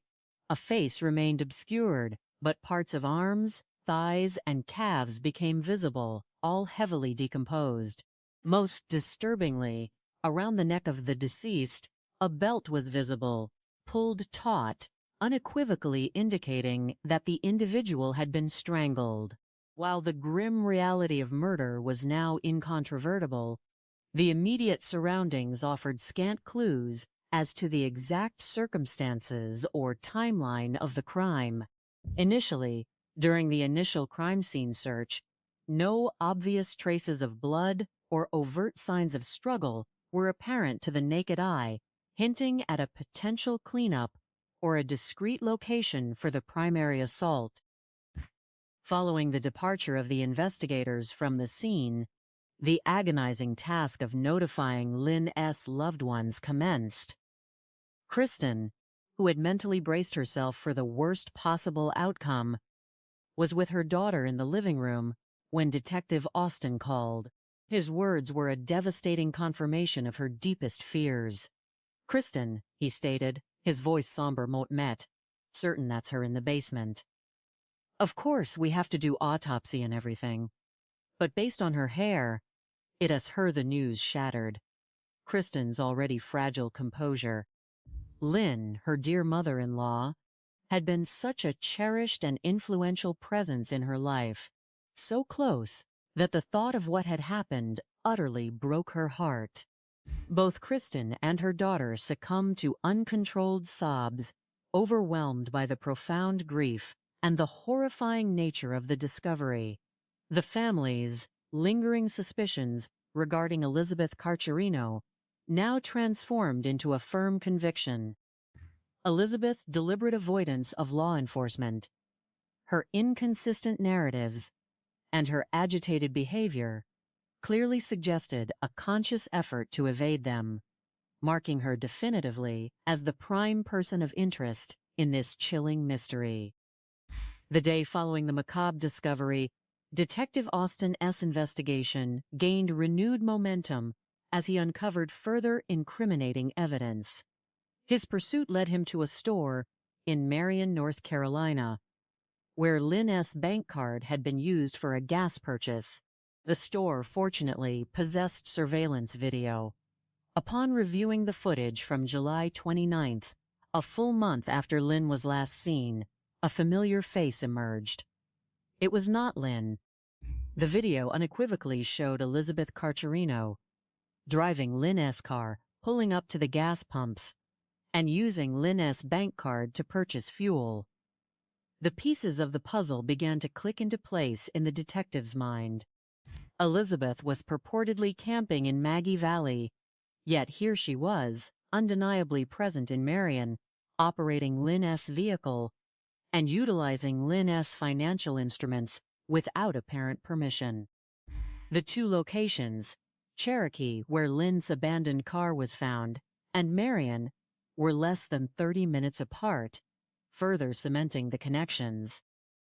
Armed with this irrefutable evidence, Detective Austin promptly appeared before a magistrate who wasted no time in issuing a warrant for Elizabeth Carserino's arrest. The detective thoughts now turned to the logistical implications of the crime. Could one person alone have moved Lynn's body to the basement? Or was another individual involved in this horrific act? These critical questions demanded immediate answers. Consequently, he initiated proceedings for a phone order, intending to track Elizabeth Carserino's cell phone in real time, underscoring the pressing need to locate her swiftly. North Carolina investigators, now equipped with substantial evidence implicating Elizabeth Carserino in the murder of Lynn Keene, intensified their search for the suspected killer. Simultaneously, they delved deeper into Elizabeth's background, seeking to understand the woman behind the crime. Elizabeth Catherine Carserino, born on August 6, 1968, to parents Mary and Carl Smith, had a brother named Johnny. She was raised in Goose Creek, South Carolina, just outside Charleston, and had also spent time in Utahville, South Carolina. She was a mother to 3 children, 2 sons and a daughter. One of her sons she had only recently reconnected with, endeavoring to forge a relationship, while the other was incarcerated. Her daughter, regrettably, had severed all ties with her. Investigators confirmed that Elizabeth Carserino possessed no formal medical training, functioning primarily as a layman caretaker. Her initial foray into caregiving appeared to stem from a perceived kindness and a willingness to assist Wanda, a connection forged through their neighborhood proximity. Family members described Elizabeth as kind, yet also as a very direct person, noting a perceptible nervousness in her demeanor, particularly around Kristen. Intriguingly, Elizabeth's prior criminal history was limited to charges related to writing bad checks, with several instances documented. There was absolutely nothing in her past that suggested the capacity for such a gruesome and cold-blooded crime, deepening the mystery surrounding her sudden descent into murder.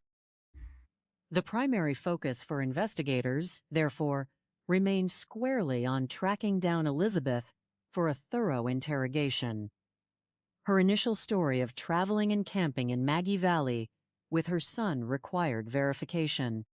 It was imperative to ascertain that her son had absolutely no involvement in Lynn's disappearance. Inquiries ve Keptejas agents from the Georgia Bureau of Investigation, where Elizabeth's son resided, confirmed his alibi. His phone records unequivocally showed that his device had never left the state of Georgia. And he proved to be exceedingly cooperative throughout the investigation, effectively ruling him out as a potential suspect in Lynn S. murder. Detectives concluded that he truly had minimal recent involvement with his mother, which served to corroborate his testimony. On August 5th, 2 days after the concrete-encased body was painstakingly removed from Lynn Keene's residence, the medical examiner performed a crucial autopsy. Dental records belonging to Lynn Keene were meticulously provided and definitively matched to the remains, formally confirming the body's identity as Lynn. The pathologist's preliminary findings revealed the devastating cause of death: blunt force trauma to the head, followed by ligature strangulation. The order of these injuries was particularly telling. Lynn had first been struck with an object, causing a significant head injury that, while severe, did not prove immediately fatal. The subsequent ligature strangulation, involving a tight constriction around her neck, was determined to be the ultimate cause of her demise. Investigators now possessed a positive identification, a precise cause of death, and a prime suspect in Elizabeth Carserino, yet she remained elusive. The urgent search for Elizabeth intensified. Authorities disseminated photographs of Elizabeth, publicly declaring her a wanted individual. On August 6th, investigators finally unearthed the reason behind Elizabeth's frustrating evasiveness. A sharp-eyed nurse at a hospital, having seen the circulating picture, recognized Elizabeth as a patient currently admitted to their facility. Detectives were informed that Elizabeth had been admitted 2 days prior. On August 4th, she had been discovered at a campground in Cherokee, North Carolina, chillingly, only a few hundred yards from where Lynn's car had been abandoned. Elizabeth, after leaving the vehicle, had proceeded on foot to this campground, where she had been residing in a tent. Disturbingly, she had ingested Tylenol phenmime and slit her wrists in a desperate attempt to end her own life.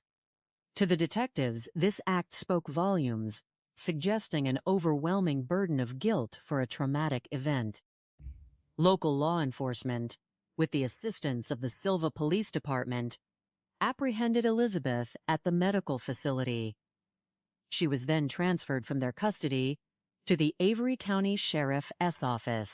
The immediate thought upon her arrest, from the perspective of the investigators, was singular: to get her to speak, to confess, to provide answers to the egregious murder that had transpired. The profound cruelty of the act fueled an intense desire to understand what truly happened. The final act of this chilling drama unfolded on August 7th, 4 days after Lynn King's body was found in her basement. Investigators, eager for answers, began their interrogation of Elizabeth Carserino, the prime suspect in Lynn's murder. Detective Austins, primary objective was to establish rapport, to encourage Elizabeth to open up and speak freely, and then to meticulously piece together the facts she provided in order to ascertain a motive. The initial exchange began with a deceptively simple question. "When was the last time you talked with Ms. Lynn?" Elizabeth's response was immediate and carefully constructed. The last time she spoke to Lynn was supposedly in Louisiana, returning with some friends, whose identities, she claimed, she did not know, save for the first name of one girl. It was then that Detective Austin dropped the bomb, informing her, "Well, Mort got some information. Mort want to share with you." The weight of his words hung in the air, a precursor to the devastating truth. Elizabeth's reaction was dramatic. She immediately covered her face with her hands, feigning surprise and initiating a theatrical display of tears. Despite her apparent distress, Elizabeth continued to speak, lamenting the perceived difficulties of caring for Lynn. She recounted an unending cycle of cleaning up messes, particularly those stemming from Lynn's drunken episodes, which Lynn, of course, conveniently did not remember. Elizabeth described being yelled at Lynn, accusing her of not doing a damn thing to settle my house, despite Elizabeth's claims of performing every conceivable chore. Buying groceries, meticulously putting them away, cooking every meal, cleaning the entire house, doing all the laundry, and even putting Lynn's clothes away for her. She voiced her intense frustration, articulating that nothing was never good enough, a sentiment she attributed to Lynn's demanding nature. The detective then pressed her directly, aiming for the heart of the matter. "What did she do to you to get you over that breaking point?" Elizabeth's immediate defensive response was revealing, tinged with a carefully calculated innocence. "Are you saying Mott did this?" The detective, sensing her evasion, met her stare with an unyielding directness. "Mott met, saying you know about it." Elizabeth, in a seemingly desperate bid to buy time, reverted to a feigned memory loss. "Mott don't know what to say to you. If Mott can remember right this moment," she stammered. A short break was offered, ostensibly for Elizabeth to regain her composure. But the truth was, the psychological dance was well underway.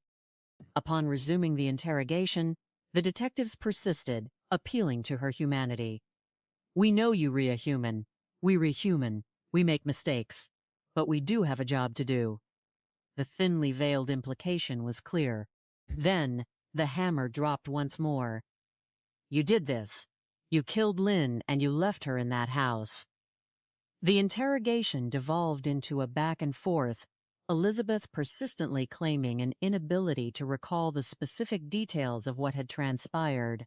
Detective Austin, recognizing the futility of his current approach, strategically shifted his role, adopting a more aggressive posture. "You got tired of her, and you killed her. Did you not kill her? Look at me. Look at me and be honest with me." The pressure intensified, unyielding and direct. Finally, a cracked facade, a moment of profound, albeit incomplete, admission. Elizabeth, tears now seemingly genuine, whispered, "Mott killed her. Mott can't get it out of my head. That's why.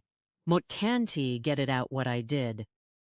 While Elizabeth refused to elaborate on the chilling specifics, her actions in the aftermath of Lynn's murder painted a stark picture of a determined and calculated attempt at cover-up.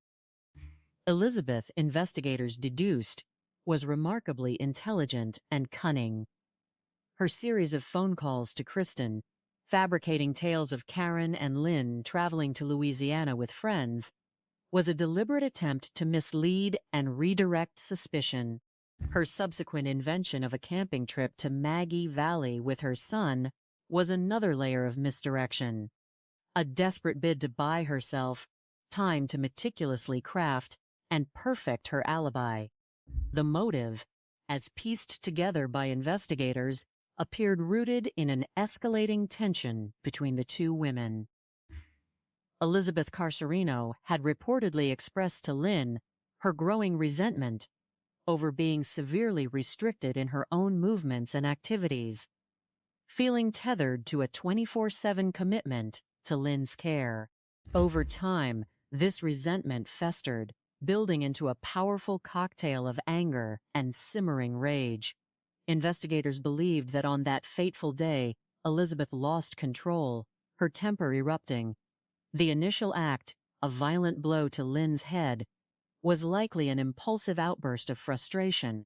However, instead of immediately calling for emergency medical assistance, instead of succumbing to panic and acknowledging her terrible mistake, a colder, more sinister calculation took over. She secured a belt around Lynn's neck and deliberately ended her life, transitioning from an act of violence to premeditated murder. Following Elizabeth's partial confession and the weight of the accumulated evidence, Detective Austin consulted with the district attorney. The decision was made swiftly and decisively. A warrant for Elizabeth Carserino, arrest on the charge of murder, was promptly issued.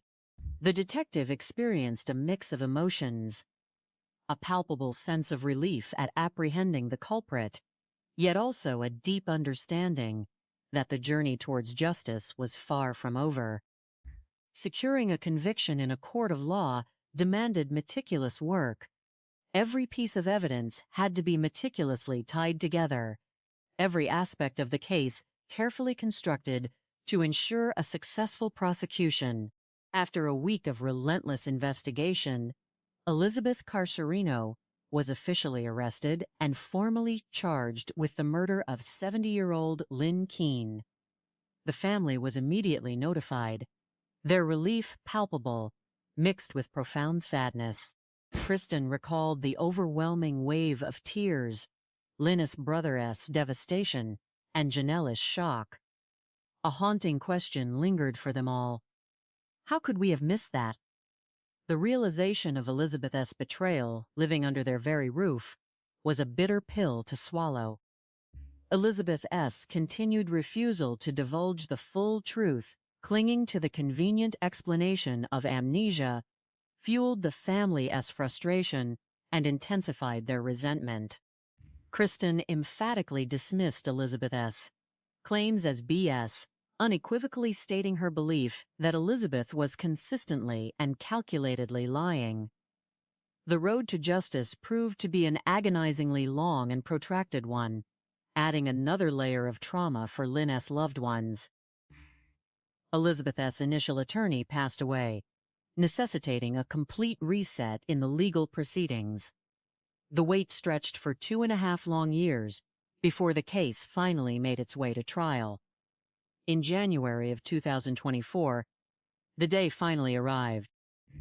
Kristen, seated in the front row of the courtroom, watched as Elizabeth entered, her gaze meeting Kristen's before swiftly averting away, a silent acknowledgement of their shared fractured past.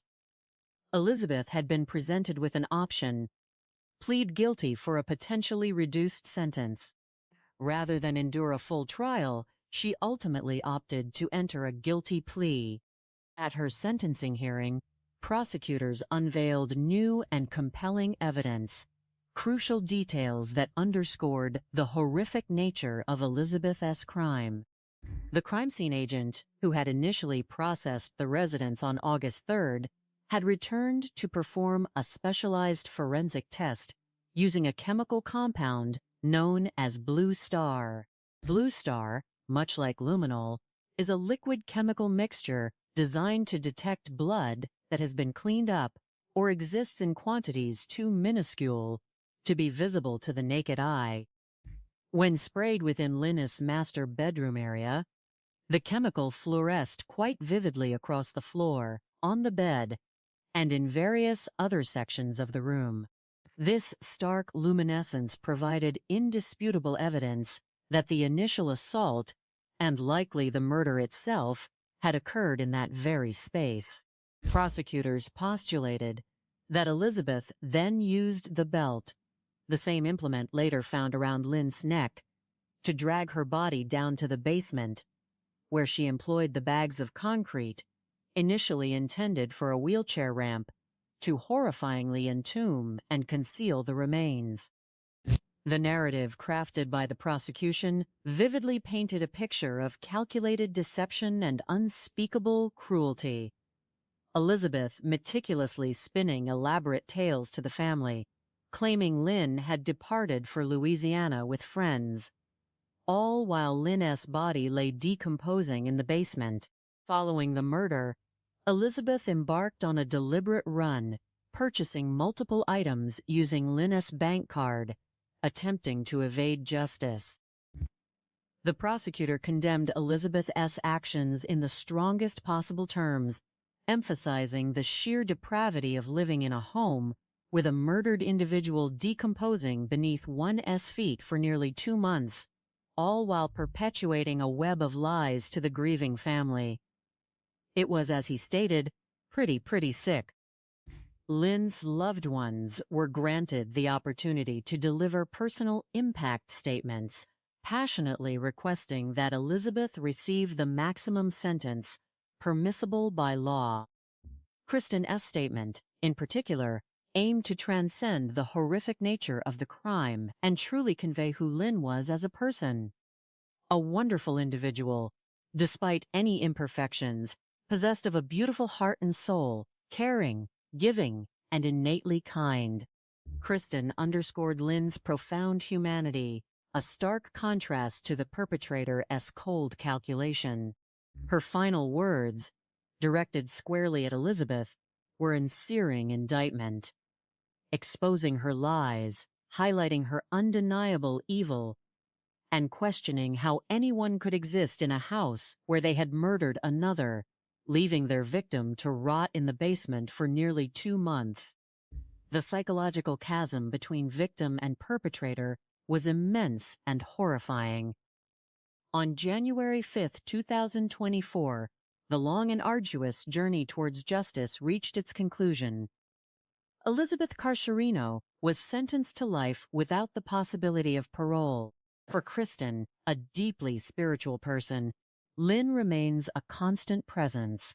Not a single day passes without her thoughts turning to Lynn, a cherished spirit much like her late husband, eternally present in spirit, if not in flesh. Lynn, Kristen reflected, was a fun-loving, free spirit, kind and generous. A poignant reminder in an age where such qualities are often overlooked. She truly never met a stranger, and her loss resonated profoundly as an immense void, a testament to her beautiful spirit. From the chilling saga of Lynn Keenest's murder, a tapestry woven with the threads of manipulation, resentment, and profound betrayal, emerge crucial life lessons and sharpened insights for Bay Ote Hot individuals and law enforcement. The perpetrator, Elizabeth Carserino, initially appeared to be merely a caregiver with a history of minor financial indiscretions, a woman with no prior record of violence. However, her actions post-murder reveal a disturbing level of cunning and, paradoxically, sophistication in her attempts to evade justice. Her meticulously crafted stories about Lynn's fictitious trip to Louisiana with imaginary friends, her fabricated alibi of camping with her son in Maggie Valley, and her systematic use of Lynn's bank cards to create a false trail, all spoke to a calculated and deceptive mind. She meticulously covered her tracks, driving Lynn's vehicle away from the crime scene, discarding it with vital identification and financial tools inside to suggest a flight or abduction, and then retreating to a remote campground. Her ultimate act, a suicide attempt, could be viewed as a final, desperate gambit, an attempt to either escape the consequences entirely or to elicit sympathy, thereby sidestepping accountability.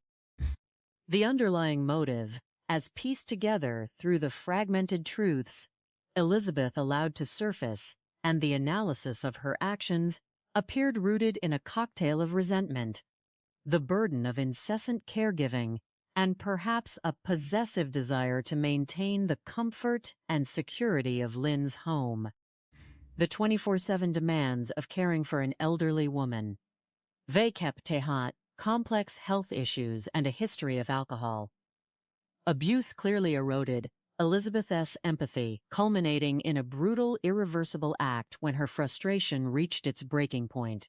The decision to then encase Lynn's body in concrete spoke volumes about a chilling coldness, a desperate determination to erase the very existence of her victim, to deny discovery, and thereby secure her own freedom. The causes of such tragic cases are multifaceted, often stemming from the extreme vulnerability of elderly individuals. Lynn, 70 years old, with a traumatic brain injury and a recent relapse into alcoholism, represented the epitome of this vulnerability. She was dependent on a single caregiver, Elizabeth, for her daily needs, and while her family was loving, they were geographically distant. This created a profound isolation, an unseen barrier behind which the crime could germinate and fester for weeks before detection. Caregiver burnout is a serious, often underestimated, factor in such situations. While it does not excuse murder, the pressure of constant care without adequate support or breaks can push individuals to their breaking point, especially those ill-equipped vekepete, emotional resilience or professional training.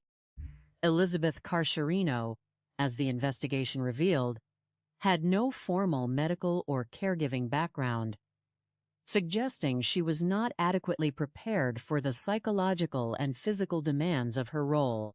Her prior history of financial misconduct also hinted at underlying character flaws that made her a less than ideal candidate for a position of jhene, immense trust and responsibility. The key details that ultimately allowed investigators to track down the perpetrator were a testament to meticulous police work and the undeniable trails left behind, even by a cunning criminal. First and foremost, the prolonged period of 1 month without contact served as the initial critical red flag. Janelle's persistent and increasingly urgent concern ignited the investigation. Secondly, Elizabeth's ever-shifting and inconsistent narratives were crucial. Her evasiveness, her refusal to directly communicate with law enforcement, and the glaring contradictions between her stories to the family and later evidence immediately positioned her as a suspect of significant interest. The discovery of Lynn's abandoned car in Cherokee, complete with keys and personal identification deliberately left inside, was profoundly suspicious and pointed away from a simple disappearance. The bank records, showing activity on Lynn's card at various gas stations, were crucial forensic evidence, enabling the identification of the individual using the card. The grainy video footage, though imperfect, provided visual confirmation of a bigger body type driving Lynn's car, further separating Lynn from the activities associated with her vehicle and finances. The intervention of Kristen's former detective friend, who reported the overwhelming smell of incense and the presence of a ton of flies in the basement, proved to be the pivotal piece of information that transformed a missing person-s case into a murder investigation. This singular detail prompted the necessary search warrant, leading to the horrifying discovery of Lynn's body. Elizabeth's attempted suicide, occurring shortly after the body's discovery, solidified her culpability in the minds of the investigators, read as a clear indicator of guilt. Finally, the forensic analysis, particularly the dental records for identification, the precise determination of the cause of death, blunt force trauma, followed by ligature strangulation, and the revelation of blood traces in the master bedroom, using Blue Star technology, irrevocably sealed Elizabeth's fate. Every seemingly minor detail when meticulously connected, formed an undeniable chain of evidence that led directly to the perpetrator. Drawing upon these deeply distressing circumstances, we can glean profound life lessons intended to avert such tragic outcomes. The paramount lesson underscores the critical importance of maintaining consistent and regular contact with elderly family members, particularly those who are vulnerable due to health issues, cognitive impairments, or isolated living situations. A month without contact should always be an immediate and overwhelming alarm bell. Families, especially those living at a distance, must establish multiple points of contact, not relying solely on a single caregiver as the sole conduit of information. Cultivating a network of diverse friends, neighbors, or community services, who can also conduct periodic wellness checks, adds crucial layers of protection. Secondly, the screening and oversight of caregivers, particularly live-in ones, must be rigorous and ongoing. This extends beyond basic background checks, which may only reveal a criminal history and not inherent character flaws or propensity for violence. Comprehensive professional assessments, regular, unannounced visits by family or third-party agencies, and open communication channels are indispensable. It is vital to scrutinize not only the caregiver's abilities, but also their emotional well-being and any signs of resentment, stress, or undue control over the elderly individual's life. Informal care arrangements, even with acquaintances, while often well-intentioned, inherently carry higher risks due to a lack of professional oversight and accountability. Any hint of inconsistent stories, avoidance of communication, unexplained changes in the vulnerable person's routine, or unusual financial activity should trigger immediate and thorough investigation. These are not minor anomalies. They are potential red flags signaling deep trouble. Furthermore, society must actively combat the insidious dangers of isolation, a factor that profoundly contributed to Lynn Keene's tragedy. Both the elderly individual and, paradoxically, the caregiver can experience isolation in these unique living situations. Communities have a vital role to play in fostering social connections, encouraging neighbors to look out for one another, and promoting accessible social programs for seniors. A strong, vigilant community is often the most effective early warning system against abuse or neglect. Every instance of peculiar behavior or unexplained absence among the vulnerable should be noted, gently investigated, and, if concerns persist, reported to appropriate authorities. For law enforcement, this case provides invaluable lessons to refine and accelerate the tracking of culprits in similar situations. The first lesson emphasizes immediate and robust action on missing persons reports, especially when the individual is categorized as vulnerable. Time is, indeed, the enemy, and a month delay proved catastrophic. Moving beyond superficial wellness checks is paramount. If initial contact isn't made, comprehensive steps, such as exploring all entry points, interviewing neighbors, and an immediate check of financial activity, should be implemented without delay. Proactive cross-referencing of information is also key. Comparing a caregiver's stories with family accounts, diligently examining financial records for incongruities, and immediately pulling any available surveillance footage should be standard operating procedure. The earlier these seemingly disparate pieces of information are compared, the faster contradictions emerge, pointing towards the true nature of the events. Furthermore, investigators should be encouraged to utilize forensic tools swiftly, even in the preliminary stages of a missing person investigation, if suspicions or unsettling sensory details arise. Had a comprehensive internal examination, with tools like Blue Star or Luminol been conducted during the very first wellness check, when smell of incense and flies was reported, the timeline to discovery could have been drastically reduced. Most importantly, in cases involving vulnerable individuals and a live-in caregiver, the caregiver must be considered among the primary persons of interest from the absolute outset. Their alibis, financial activities, and communication patterns should be meticulously scrutinized without prejudice, but with acute investigative diligence. A caregiver's immediate and transparent cooperation, or conversely, their evasion and fabrication, serves as an incredibly powerful indicator. The psychological nuance employed by Detective Austin during Elizabeth S. interrogation, shifting from empathetic rapport building to a more aggressive, confrontational stance when she resorted to feigned memory loss, proved effective in breaking her resistance. This highlights the importance of trained interrogators who understand the various psychological profiles and defensive mechanisms of suspects. Lastly, the triumph of justice in this case reiterates the immense value of even the smallest details: the location of the concrete bags, the presence of flies, the distinct smell of decay, the grainy video footage of a bigger body-type driver. Each seemingly insignificant fragment collectively forms an irrefutable body of evidence.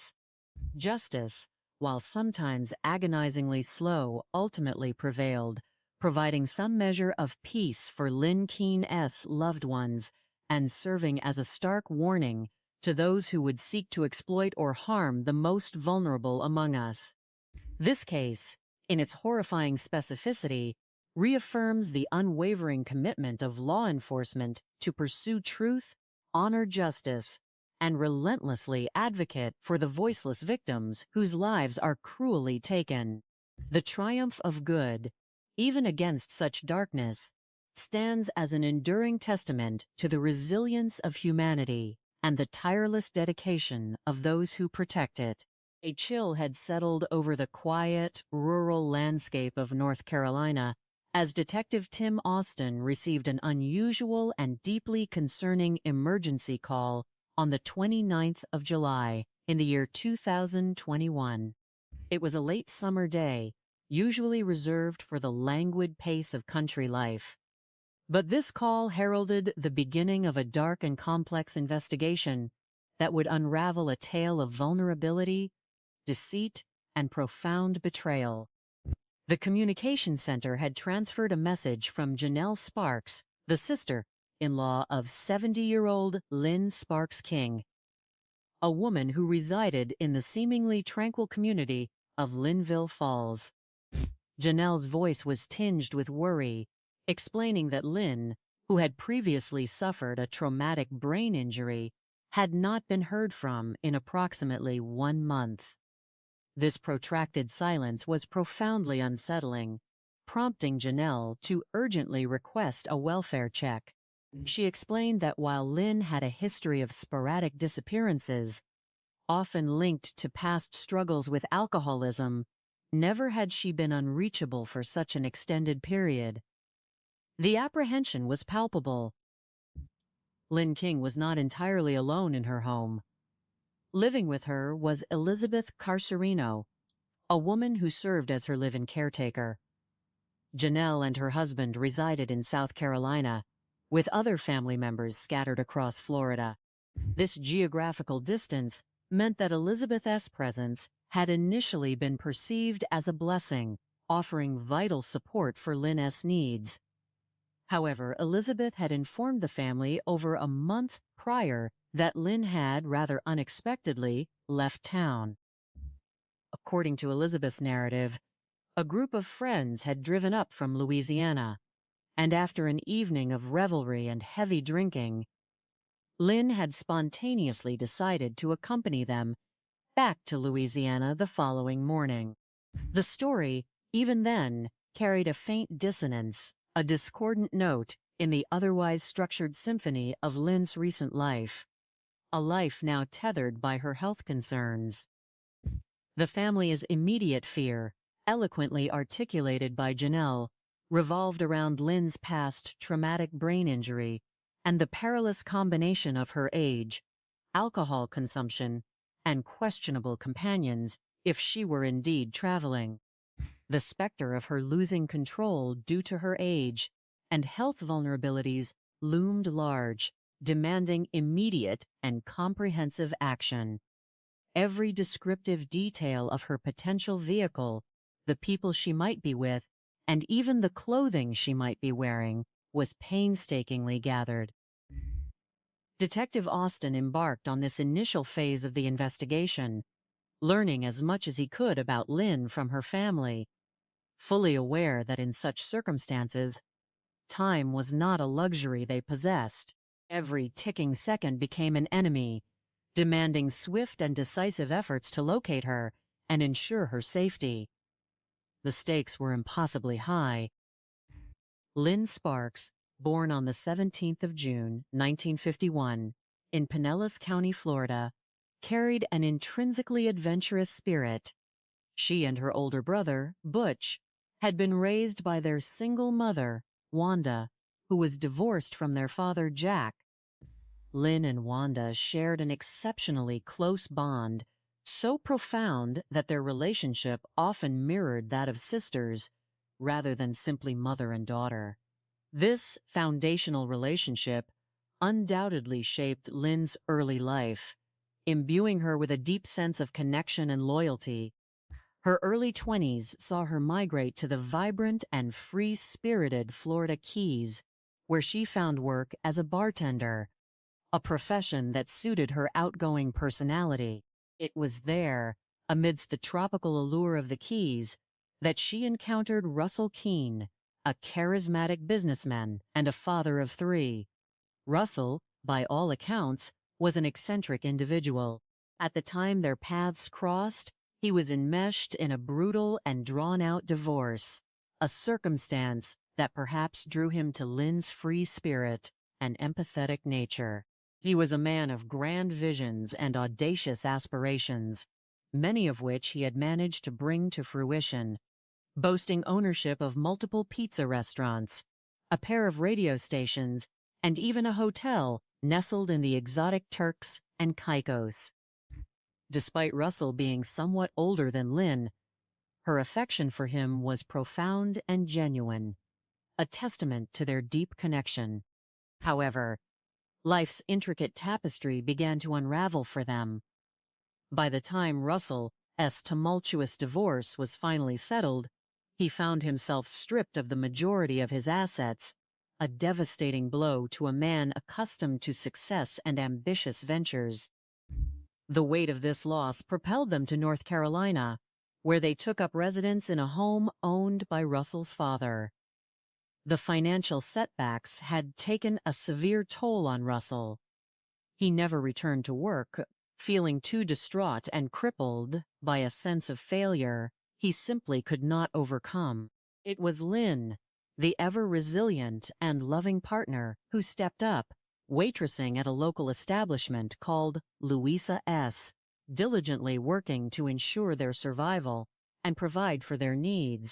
She was a true trooper, a woman of remarkable strength, and together they formed a loving family unit, navigating the inevitable hardships that life cast upon them. Lynn, with her innate kindness, effortlessly integrated into Russell's family, forging strong bonds. They kept his adult children, particularly his son Russ and Russ's wife Kristen. Kristen vividly recalled her initial meeting with Lynn and Russell, describing it as an exceptionally warm welcome, an embrace that made her feel immediately accepted. Lynn, who had no children of her own, developed a maternal affection for Russ and Kristen, viewing them, in a deeply meaningful way, as her own. Tragedy, however, cast a long and inescapable shadow over their lives. In the year 2001, Kristen's husband, Russ Lynn's beloved stepson, was tragically killed in the horrific September 11th terrorist attacks. Kristen found herself adrift in a haze of profound grief, a period during which her relationship with Lynn deepened immeasurably. Lynn became her steadfast sounding board, a comforting presence during their shared period of intense mourning. They wept together, their collective sorrow forging an even stronger bond. Lynn's closeness extended to Kristen's daughter, Madly, a bond nurtured by their shared love for reading. They frequently embarked on excursions to the bookstore, and it was Lynn who lovingly obtained Madly's very first library card, cementing a special and enduring connection between them. The cruel hand of fate struck again in 2016 when Lynn's husband Russell passed away. Concurrently, her mother Wanda began to experience a decline in her health. Lynn, in her devoted way, endeavored to assist her mother around the house, though the increasing demands eventually became overwhelming for her. This pivotal period marked Elizabeth Carserino's entry into their lives. Elizabeth, who resided across the street, initially earned the family's commendation for her diligent and kind care for Wanda. Lynn herself recognized Wanda's need for greater support, acknowledging her own limitations in assisting with tasks like lifting. Elizabeth's presence seemed at first to be a providential fit for their evolving needs. 4 years later, in 2020, Wanda passed away, leaving Lynn, then 69 years old, grappling with profound loss. It was at this juncture that Lynn's long-standing struggles, vek kep itahat alcohol, appeared to resurface with an alarming intensity. The passing of both her husband and then her beloved mother created an emotional maelstrom that Lynn found immensely challenging to navigate. The true extent of Lynn's struggle became distressingly evident during a visit to Kristen and her daughter in Florida that November. Kristen was awakened at 4:45 in the morning by the sound of music emanating from the pool deck. Upon investigation, she discovered Lynn, undeniably intoxicated, attempting to ascend the pool deck stairs to converse with her. In a heart-wrenching moment, Lynn lost her balance, tumbled over a planter, and struck her head on the unforgiving concrete of the pool deck, rendering her unconscious and bleeding. Kristen's frantic call to 911, coupled with her desperate attempts to apply compression to Lynn's head, marked a harrowing scene. The doctors, upon examining Lynn, confirmed a brain bleed and a concussion necessitating strict supervision due to her propensity for dizziness. Upon Lynn's return to North Carolina, Elizabeth Carserino moved into the house permanently, becoming Lynn's full-time caregiver in exchange for room and board. Elizabeth fully grasped the dynamics of their arrangement. Lynn provided all the food and a roof over her head. The ensuing 6 months saw Lynn in a period of healing, making concerted efforts to regain her sobriety. She would often retire to bed around 4 o'clock in the afternoon, attempting to sleep through the hours that might otherwise trigger her drinking, a testament to her determination to remain clean. As her health steadily improved and she received a medical clearance, Lynn eagerly discussed plans for a river cruise, a symbol of her desire to embrace new experiences and live life to the fullest. The irony of these plans, in retrospect, would be chilling. Now, over 1 month since Kristen had last heard from her mother-in-law, Lynn Keene, North Carolina police, led by Detective Tim Austin, were en route to her residence to conduct the crucial welfare check. Detective Austin, accompanied by 3 other detectives, embarked in 2 vehicles, making their way to Linville Falls. Janelle, Lynn's sister-in-law, had specifically informed them that no one should be at the home, as Elizabeth had conveyed that Lynn had instructed her to move out. Upon arrival, Detective Austin repeatedly knocked and announced their presence, only to find the doorknob locked and the curtains drawn tight. He noted the absence of Lynn S.'s distinctive Lincoln Town car from the driveway. Intriguingly, there were also construction materials for a wheelchair ramp, wood and several bags of what appeared to be concrete mix scattered around the exterior. The scene, at first glance, did not suggest a breaking and entering or any overt signs of violent crime. Instead, it bore the appearance of an occupied home where the residents were simply absent, leading Detective Austin to initially deem it unnecessary to force entry.